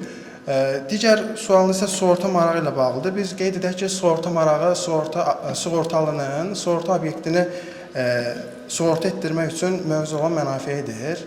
Həyat sığortası müqavilələrində şəxsin sığorta marağı onun həyatı və sağlamlığıdır. Həyatı deyəndə yəni ölümü, sağlamlıq isə ona müəyyən dərəcədə əlilliyin təyin edilməsi başa düşülür, yəni yaralanması, xəsarət alması. Burada isə qeyd edilən məsələdə Teymurun sığorta marağı öz həyatı və sağlamlığı idi.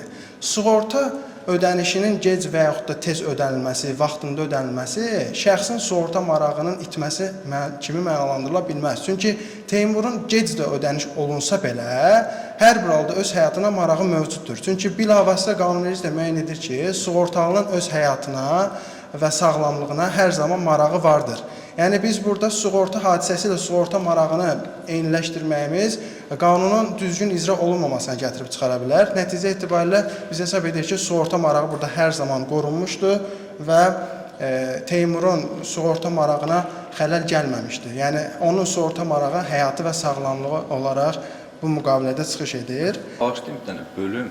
Sığorta marağı həmişə var. Onda bu o deməkdir ki, biz gözləyə axırda bir 5 manat verək sığorta tərəfindən. Sığorta marağı var da, yəni qurtarmır ki, axıra qədər.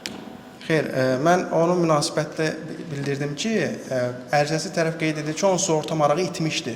Yəni sığorta marağının itməsi proseduru yoxdur. Yəni əgər sığorta marağı itirsə, artıq sığorta müqaviləsi xitam olunmalıdır, xətm olunmalıdır. Düşünək ərizəçi ifadənin sığorta marağı itmişdir, yox.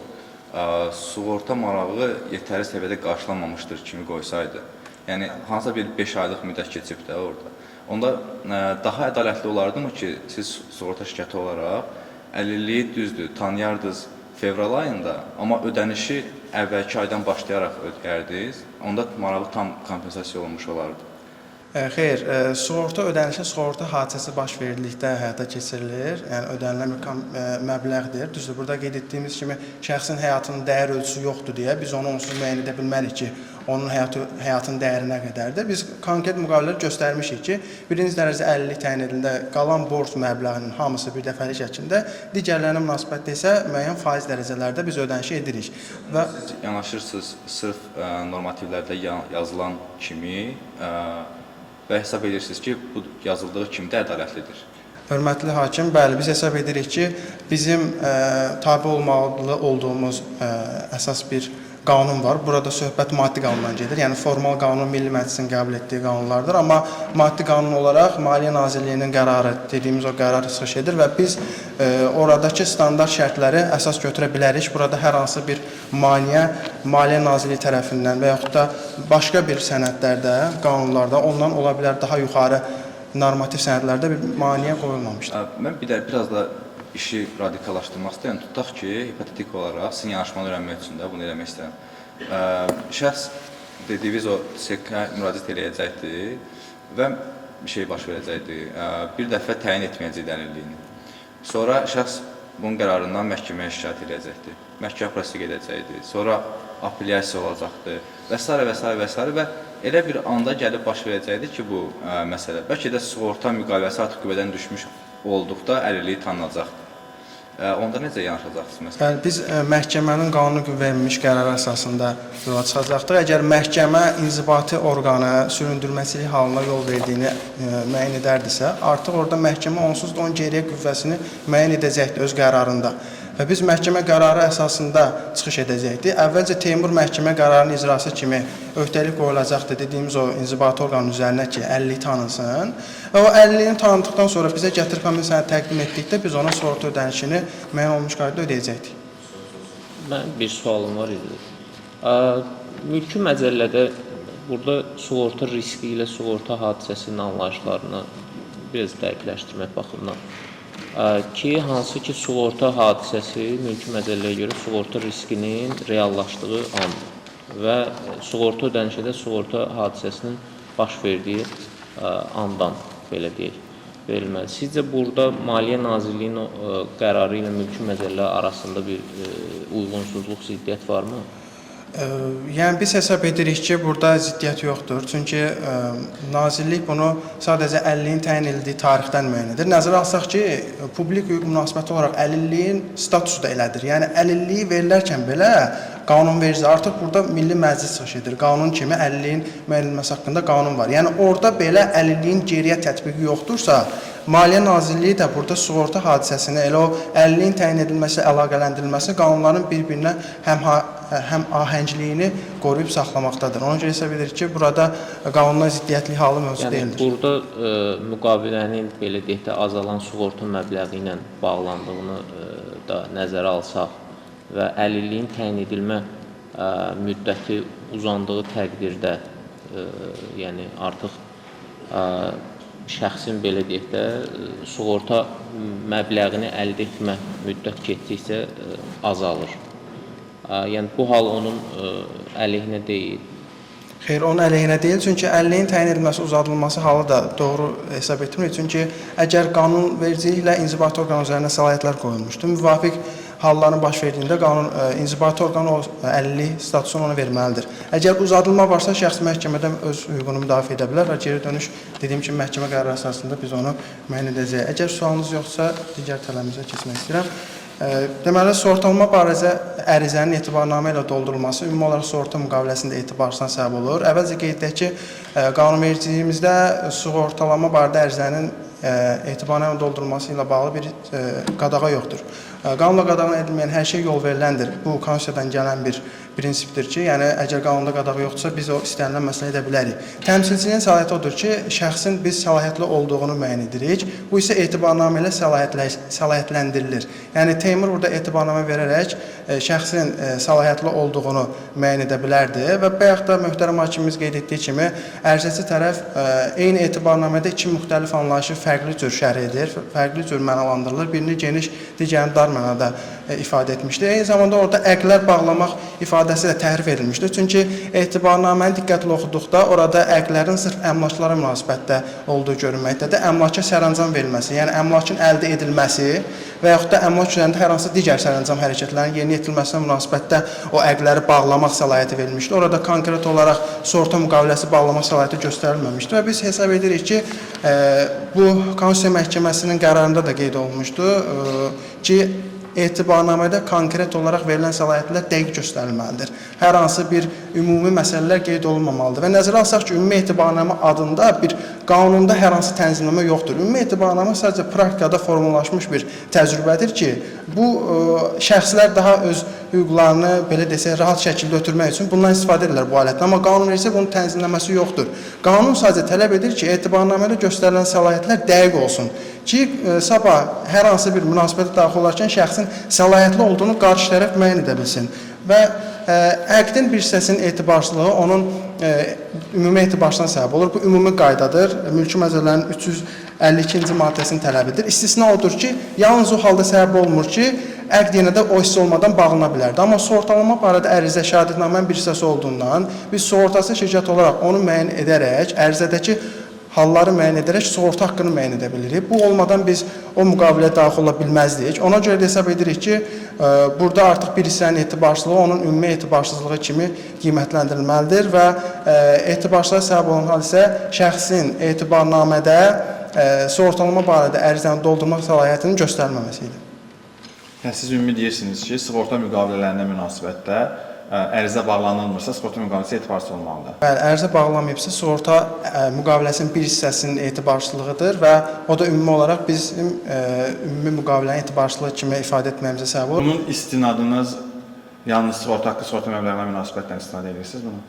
Xeyr, yəni biz deməli mülki məcəllənin 352-ci maddəsinin tələbi ümumi qaydası budur ki, müqavilənin bir hissəsinin etibarsızlığı onun etibarsızlığına səbəb olur, ümumi etibarsızlığına. Düzdür, bu məsələn Almaniya qanunvericisi tam əksidir. Bizdə amma ümumi qayda budur ki, etibarsızlıqdır.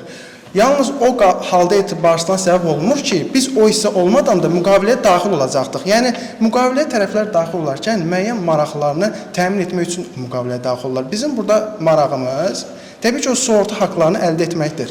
Biz o sığorta haqlarını müvafiq maliyyə əməliyyatlarına yönəldərək oradan mənfəət əldə edə bilirik və ərizədəki məlumatlardan biz istifadə edə bilmədən həmin o sığorta haqlarını da dəqiq müəyyən edə bilməzdik. Eyni zamanda orada müvafiq suallar var idi ki, məsələn, şəxsin hərbi əməliyyatı, hərbi mükəlləfiyyəti varmı? Məsələn, o suala cavab verməsi, verməməsi ilə bağlı biz artıq orada standart şərtləri və yaxud da standart şərtdən kənar şərtləri müəyyən edə bilirdik ki, yəni bu olmadan biz sığorta müqaviləsinə daxil olmayacaqdıq. Bu da ümumi olaraq sığorta müqaviləsinin etibarsız deməkdir. Mənim sonuncu və ümumi bir sualım var. Nəyə görə hesab edirsiniz ki, İşlər Konstitusiya Məhkəməsində baxılmalıdır?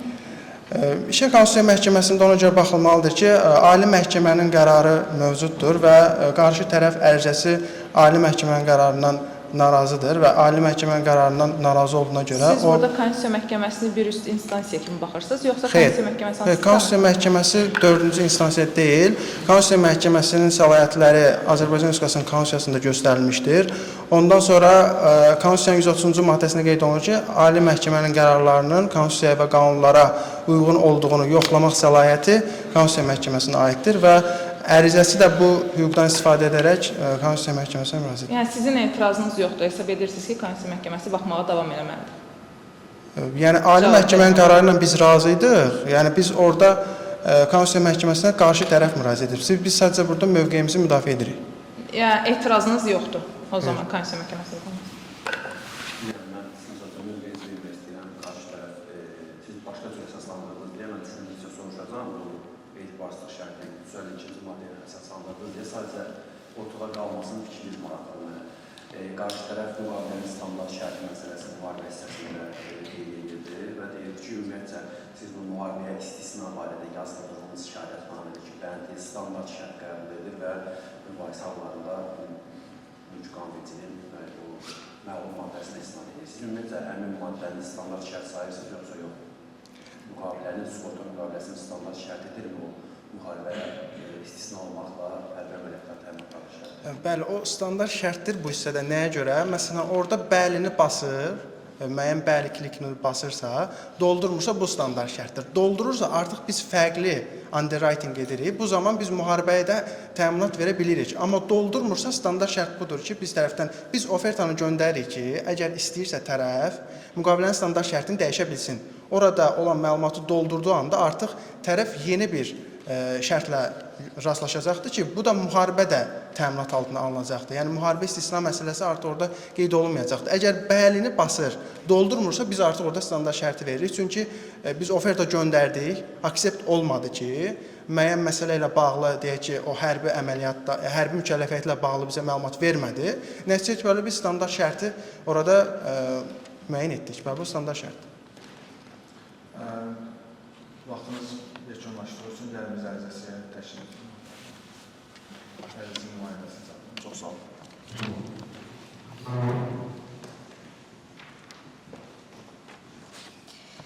Öncəliklə başlamaq istəyirəm bu müharibə məsələsi ilə bağlı. Belə ki, qarşı tərəf qeyd edir ki, müharibə əslində hərbi əməliyyatın bir hissəsidir.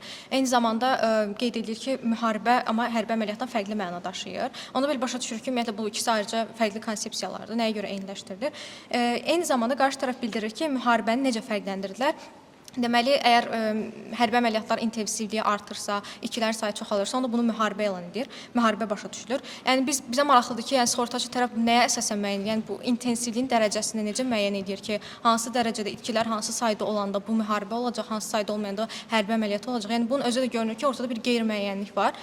Və üstəlik onu nəzərə alsaq ki, qarşı tərəf burada heç bir hüquqi normaya, normativ hüquqa istinad etmir, sadəcə doktrinaya istinad edir. Əgər qanunda zaten elan olunma məsələsindən danışılırsa, beynəlxalq həmkarımın qeyd etdiyi beynəlxalq mənbələrdə müharibə yox, hərbi əməliyyat hesab olunması qeyd olunursa, yəni əgər bununla bağlı hüquqi əsaslar varsa, nəyə görə biz doktrinaya müraciət etməliyik? Digər bir məsələ ondan ibarətdir ki, qarşı tərəf qeyd edir ki, Nailə Osmanova nümayəndə qismində müraciət etdiyi üçün ona məlumat verilməlidir. Lakin nəzərə alsaq ki, Nailə Osmanova müraciəti etibarnamə ilə etmişdir. Etibarnamə təmsilçilik ifadə edir. Bu deməkdir ki, Nailə Osmanova həmin müraciəti eləyəndə əslində məlumatı ərizəçinin adından, ərizəçinin xeyrinə əldə etmək istəmişdir. Yəni faydalanan şəxsin adından etsəydi, ortada etibarnamə olmadan da qanun nümayəndə qismində eləyə bilərdi. Amma biz şinallardan görürük ki, O orada faydalanan şəxsin yox, ərizəçinin adından müraciət etmişdi. Digər bir məsələ ondan ibarətdir ki, qarşı tərəf qeyd edir ki, sığorta agentinə ötürülmüş məlumat sığortaçıya da ötürülmüş hesab olunmalıdır. Lakin ümumiyyətlə qanunvericinin heç bir hissəsində qeyd olunmur ki, bu qeyd olunan müddət heç bir yerdə qeyd olunmur. Və hətta mülki məcəllənin 938-1-ci maddəsində qeyd olunur ki, hansı hallar, yəni hansı məlumatlar sığorta müqaviləsi bağlanmamışdan əvvəl sığorta agenti tərəfindən sığortaçıya ötürülməlidir və biz həmin hallar arasında da müştərinin və ərizəçi olan şəxsin fərdi məlumatlarını görmürük. Ona görə də hesab edirik ki, yəni sığorta agentinə ötürülmüş məlumatın sığortaçıya ötürülməsindən bağlı heç bir hüquqi əsas da mövcud deyildir. Eyni zamanda qarşı tərəfin mövqeyində belə bir ziddiyyət də mövcuddur. Onlar həm qeyd edirlər ki, əqdlərin bağlama səlahiyyəti ümumi qeyd olunubdur. Ona görə də biz burada sığorta müqaviləsinə aid edə bilmərik. Amma digər bir tərəfdən onlar həm də etibarnamədəki müəssisələrdə məlumat almaq hüququna ümumi yanaşıb, ora fərdi məlumatları da aid edib məlumat ötürüblər. Yəni bir tərəfdən onlar qeyd edir ki, burada əqdlər ümumi formada olduğu üçün biz ora sığorta müqaviləsinə aid etmirik. Digər bir tərəfdən isə özləri müəssisələrdən məlumat almaq hüququna istinad edərək fərdi məlumatları, sığorta sirrinə aid olan məlumatları da qarşı tərəfə ötürmüşdülər. Təksibimiz bu qədərdir. Əlavə sualınız yoxdursa, bitdik.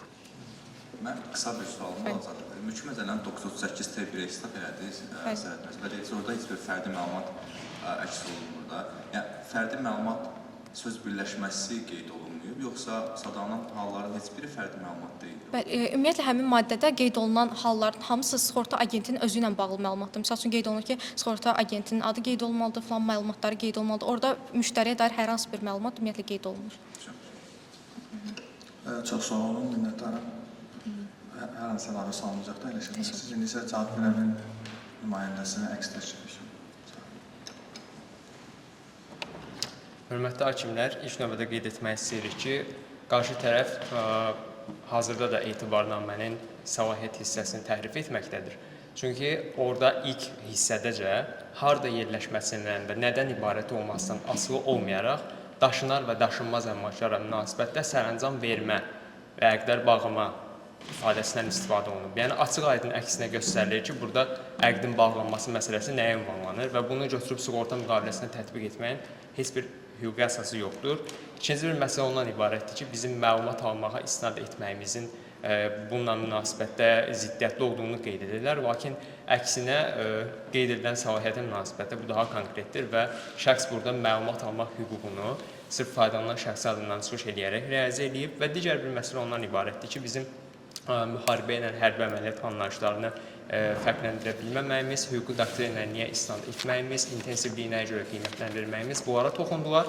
Qeyd etmək istəyirik ki, ümumiyyətlə hüquqi doktrinalarda beynəlxalq hüquqda da köməkçi mənbə hesab olunur və normativ mənbəni biz Cenevra konvensiyalarına istinad etməklə onsuz götürülmüşük. Və bir daha qeyd etmək istəyirik ki, sözügedən konvensiyanın ümumi 2-ci maddəsinə görə müharibənin elan edilib edilməməsindən asılı olmayaraq, hətta dövlətin onu tanıyıb tanınmamasından asılı olmayaraq bir dövlətin ərazisi digər dövlət tərəfindən işğal edilmişdirsə, burada artıq müharibə vəziyyəti mövcuddur. Bu mövqe ümumiyyətlə müəyyən məhkəmə qərarlarında da, hətta yazımızda da Amerika Birləşmiş Ştatlarının müəyyən qərarlarını istinad etmişik, öz əksini tapmışdır və sığorta müqaviləsi bunun üzərində qurulmuşdur. Digər bir məsələ intensivliyin nə ilə qiymətləndirilməsi, müharibə hərbi əməliyyat anlayışlarının qeyri-müəyyən olması ilə bağlıdır. Birincisi, biz burada intensivliyi sadəcə faktiki olaraq mövcud olan bir vəziyyət kimi qiymətləndirmişik. Yəni, bu onsuz da əgər müharibədirsə intensivlik olacaq. Biz yalnız bu meyardan ibarətdir şəklində bunu ifadə etməmişik və qeyd etdiyimiz elan edilmə şərtinə tabi tutulmama olsun, işğal vəziyyəti olsun, müqavilələrin icrasının dayandırılması, diplomatik münasibətlərin kəsilməsi bu özlüyündə bir faktdır və beynəlxalq hüququn bizə tanıdığı imkandan biz yox, yəni obyektiv olaraq bunu qiymətləndirə bilər ki, vəziyyət müharibədir. Digər məsələ isə sığorta agentinə verilmiş məlumatla bağlıdır ki, biz bir daha qeyd etmək istəyirik ki, ümumiyyətlə qanunvericilikdə o 948-ci maddəyə istinad etdilər, amma həmin maddədə ümumiyyətlə fərdi məlumatlar ifadəsinin olmaması özlüyündə mahiyyət etibarilə bunun ötürülə bilməməsi anlamına gəlmir. Yenə də deyirik, ola bilər bir qədər aydın olmayıb. fərdi məlumat kateqoriyasına daxil olsa da məlumat baxılmalıdır ki, burada kimə verilib o məlumat, kim olaraq verilib. Sığorta agentinə verildiyi üçün onsuz da bu nəticə itibarilə sığortasıya verilmiş məlumatdır. Bu sığorta agenti özü müstəqil tərəf deyil ki, biz burada deyək ki, sığorta agenti götürüb ötürüb məlumatı. Hətta biz işin havarında yer alan fayla baxsaq görərik ki, avtomatik inteqrasiya söz birləşməsindən istifadə olunub. Avtomatik inteqrasiya odur ki, yəni xüsusi olaraq məlumatın ötürülməsi ilə bağlı sorğu göndərilməyib. Tərəf olaraq elə sığortası ilə təqdim olunmuş hesab olunur. Çox sağ olun. Əyləşə bilərsiniz. Növbəti olaraq biz qiymətləndirmə raunduna keçirik. Qiymətləndirmə raundu üçün tərəfləri tərk etməsini xahiş edirəm. Biz hakimlər qiymətləndirmə. Əvvəlcə məhkəmə heyəti tərkibi adından hər iki komandaya xüsusi təşəkkür edirəm. Doğrudan çox maraqlı bir çəkişmə oldu və bizim üçün də qalibi müəyyənləşdirmək çox çətin idi. Uzun müzakirələr apardıq və çox yaxın nəticələr oldu. Yaxın nəticələr hesabında biz axır qalibi müəyyənləşdirə bildik. Qalibi bildirdikdən sonra onsuz da bizim formalaşmış ənənəyə uyğun olaraq biz rəylər bildirəcəyik. Daha yaxşı nələr ola bilərdi, nələr çox yaxşı idi və siz növbəti dəfələrdə professional karyeranızda daha yaxşı nələr edə bilərsiniz. Bu barədə də rəylər bildirəcəyik. İlkin mən qalib komandanı açıqlayacağam. Daha sonra isə ən yaxşı natiq best oralist mükafatının qalibini elan edəcəm. Bugünkü yarışın nəticəsində Topçubaşov məhkəmə müsabiqəsinin qalibi Məmməd Əmin Rəsulzadə komandası ərizəsi tərəf qalib oldu. Ən yaxşı natiq mükafatını isə cavab verən tərəfindən Nicat Vəliyev qazandı. Nicat Vəliyev. Mən özüm başlamaq istəyirəm rəylərdən. Əvvəlcə də bildirdiyim kimi doğrudan bizim üçün çox çətin idi qiymətləndirmək. Hər iki tərəf çox yaxşı idi. Həm hüquqi əsaslandırma baxımından biz bir çox məqamları çox bəyəndik. Siz qanunvericiliyə istinadlar olsun və ya hər hansı bir normativ aktlar, ümumiyyətlə məşhur alimlərin əsərlərində istinadlar, doktrinalar, istinadlar və s. çox yaxşı yerində idi. Bu tərəfdən hər iki komandanı xüsusilə təbrik edirəm. Tək məsələ təbii ki, bir hüquqşünas üçün qanunvericiliyi istinadı deyil. Bundan əlavə siz çıxışlar həyata keçirərkən natiqlik qabiliyyətiniz, özgüvəniniz, verilən suallara cavab verərkən özünü itirməməyiniz də çox önəmli amillər arasındadır və mən düşünürəm ki, hər iki komanda da bunun ötəsindən uğurla gələ bildi. Belə bilmirəm o konfidensial məlumatdır, amma deyim ki, hesab da 3-2-dir, yəni çox yaxın bir hesab oldu. Burada açıq, aşkar hər hansı bir komandada deyək ki, üstünlük var idi, elə deyildi. Yəni bu məqamlarda hər iki komandanı təbrik edirəm, çox yaxşı idi. Daha yaxşı nələr ola bilərdi? Mən əslində bunu əvvəlki raundlarda da bildirmişdim. Bəzi biz suallar verəndə, əgər sual təkrarlanırsa və ya əgər sualda hər hansı bir məqam varsa, əslində burada hakimlərin sizdən gözlədiyi daha çox o sualda biz belə deyək, bir növ yardım, kömək etməyə çalışırıq ki, siz orada cavabda nə istənildiyi başa düşərsiniz və bəlkə də həmin məqamlarda sırf mövqeyə sadiq qalmamaq da ola bilər, bəlkə də mövqeyini dəyişməklə çalışa bilərsiniz. Burada bir neçə məqamlarda elə amillər oldu və orada komandalar bəzən mövqelərə daha sadiq qalmaq üçün öz mövqələrini bildirdilər, amma orada dəyişsələr bəlkə də daha yaxşı ola bilərdi, bəlkə də məhkəmə tərkibinin fikri daha müsbətə doğru dəyişə bilərdi. Bu ümumiyyətlə, amma bu da çox xırda bir nüansdır, belə deyim. Ümumiyyətlə, mən hər iki komandanın öz adıma deyirəm ki, hər iki komandanın çıxışını çox bəyəndim. Mən bir hüquqşünas kimi belə deyim, fəxr edirəm ki, gələcəkdə bizim sizin kimi kollegalarımız olacaq və ümumiyyətlə Azərbaycan hüquq cəmiyyətində belə hüquqşünaslar olacaq. Məndən bu qədər, yəqin ki, həmkarlar da fikirlərini bildirəcəm.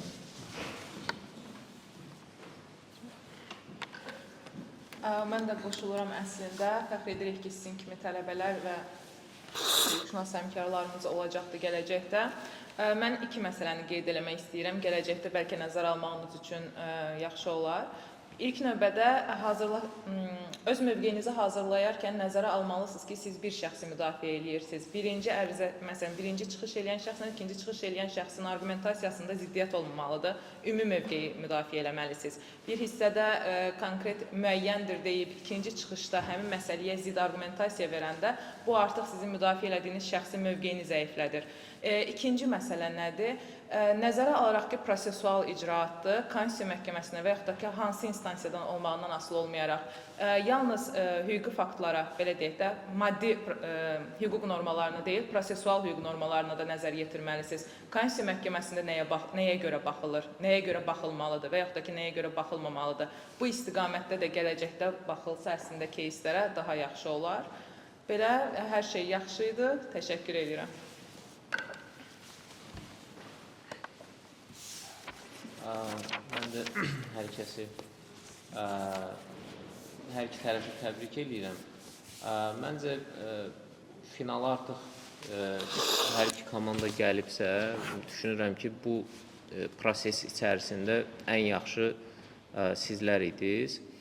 Sadəcə burada da Səbuhi bəyin qeyd etdiyi kimi, yəni 3-2, belə deyək, çox yaxın nəticə var idi. Sadəcə müəyyən məsələlərə görə biz vahid, belə deyək, komanda mənafeyini daha yaxşı müdafiə elədiyinə görə ərizəçi tərəfi seçdik.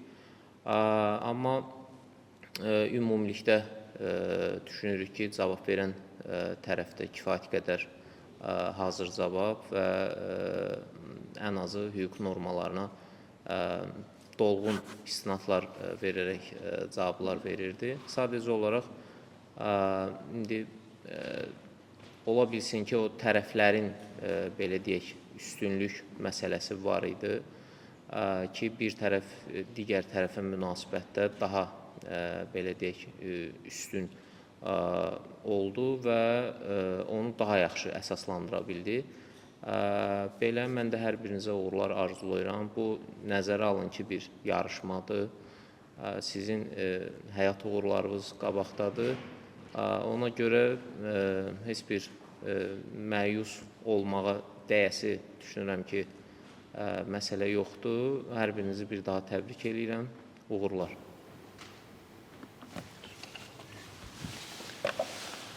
Mən də hər birinizə təşəkkür edirəm. Öncə bu səviyyədə yüksək hazırlıq, ümumiyyətlə iştirak, maraq. Yəni, bu müsabiqə təşkil oluna bilər, amma siz tələbələr iştirak etmədiyiniz müddətcə mövcudluğu mümkün olmayan bir şeydir. Dolayısıyla sizin burada iştirakınız dəyərlidir. Texniki məqamlarla bağlı hər iki komanda öncəki raundlarda da şansım oldu ki, onların mübahisələrində hakimlik edim. Əslində, hamınıza kommentlər vermişəm. Ümumi olaraq deyə bilərəm ki, siz özünüz də məncə hiss edirsiniz ki, ilkin mərhələlərdən bu günə özünüzdəki dəyişiklikləri həm hüquqi argumentasiyavızda, həm çıxışlarınızdakı rahatçılığı, həm cavablarda anında reaksiyavızı, əsaslandırmağınızı bu belə əslində göstərir ki, bugünkü bu final sadəcə qeyd edildiyi kimi, yəni müsabiqənin yekunlaşması üçün zəruridir. Yəni bugün burada çıxış etməklə hər birimiz əslində ən böyük qazancımız bu təcrübədir. Dolayısıyla bu təcrübəni indi biz deyirik, bəlkə o qədər də bir təəssürat yaratmır sizdə. Biraz ola bilər ki, şablon söz kimi gəlir, amma doğrudan bu təcrübənin qarşılığını karyeranıza artıqlaması ilə görəcəksiniz. Təşəkkür edirəm hər birinizə, uğurlar. Mən də öz növbəmdə təbrik edirəm hər iki tərəfi. Düzdür, qalib istər-istəməz var, o da artıq vurğuladılar, çox belə müzakirə nəticəsində seçildi. Amma ümumi çıxışların səviyyəsindən, hazırlıq səviyyəsindən mənim gördüyüm, şəxsi olaraq gördüyüm o idi ki,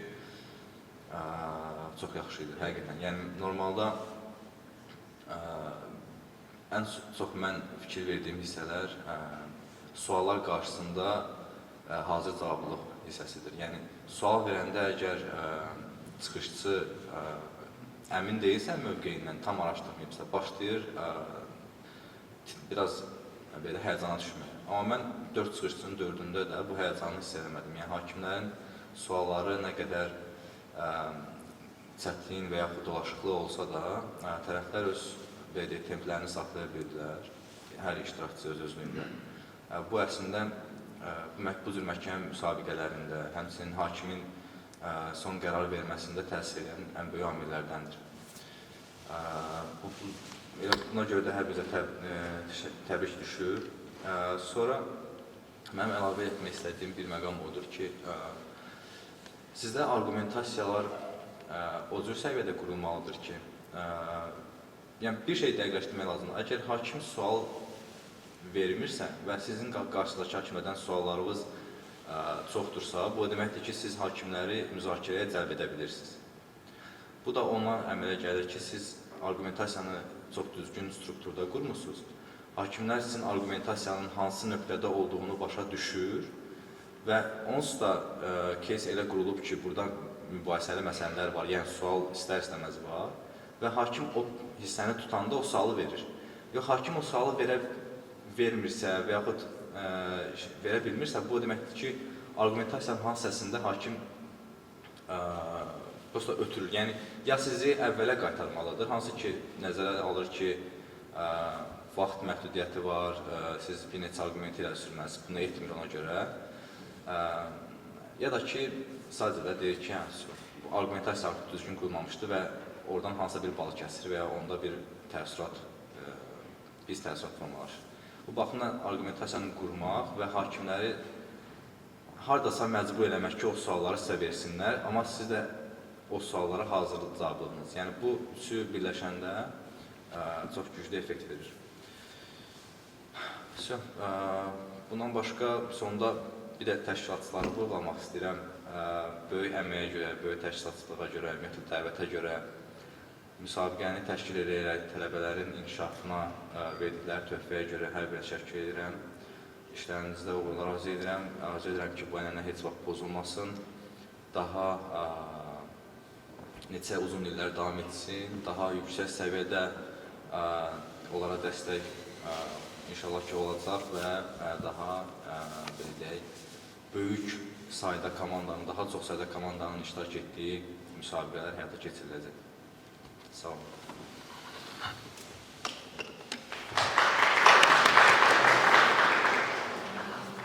Mən də öz adımdan təşəkkür edirəm bütün təşkilatçılara, doğrudan tələbə elmi cəmiyyəti həm məhkəmə müsabiqəsi, həm arbitraj olsun, həm də digər ümumiyyətlə keçirdiyi tədbirlərin hər birində yüksək keyfiyyətli qoruya bilir. Buna görə ayrıca təşəkkür. İndi mükafatlandırma mərhələsinə keçirik. İlk əvvəl mən mükafatlandırma üçün cavab verən tərəfin nümayəndələrini ora dəvət edəcəm və bizdən də hakimlərdən 2 nəfər xahiş edəcəm mükafatları verək.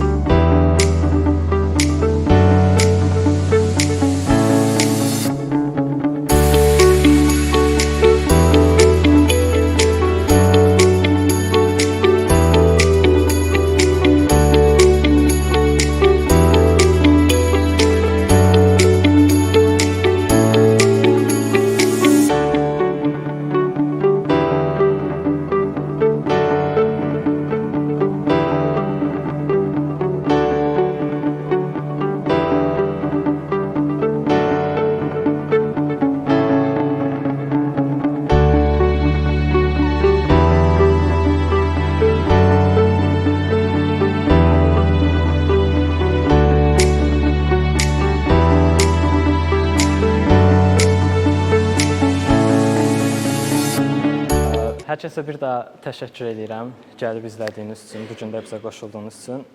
İlk növbədə hörmətli hakimlərə çox təşəkkür edirəm ki, dəyərli vaxtlarını ayırdılar, gəldilər. Həm komandalara töhfə verdilər, müsabiqənin keçirilməsinə imkan yaratdılar. Sonra hər iki komandanı təbrik edirəm ki, gəlib iştirak elədilər. Qalibi də, runner-up'ı da məncə hər iki çıxış olduqca yaxşı idi. Eyni zamanda öz təşkilatçı komandamıza xüsusilə təşəkkürlərimi bildirirəm ki, neçə ay ərzində dəstək göstərdilər bu müsabiqənin keçirilməsi üçün. Yuxusuz gecələr, uzun yollar və s. Ona görə çox sağ olun. Hər kəsə minnətdarım.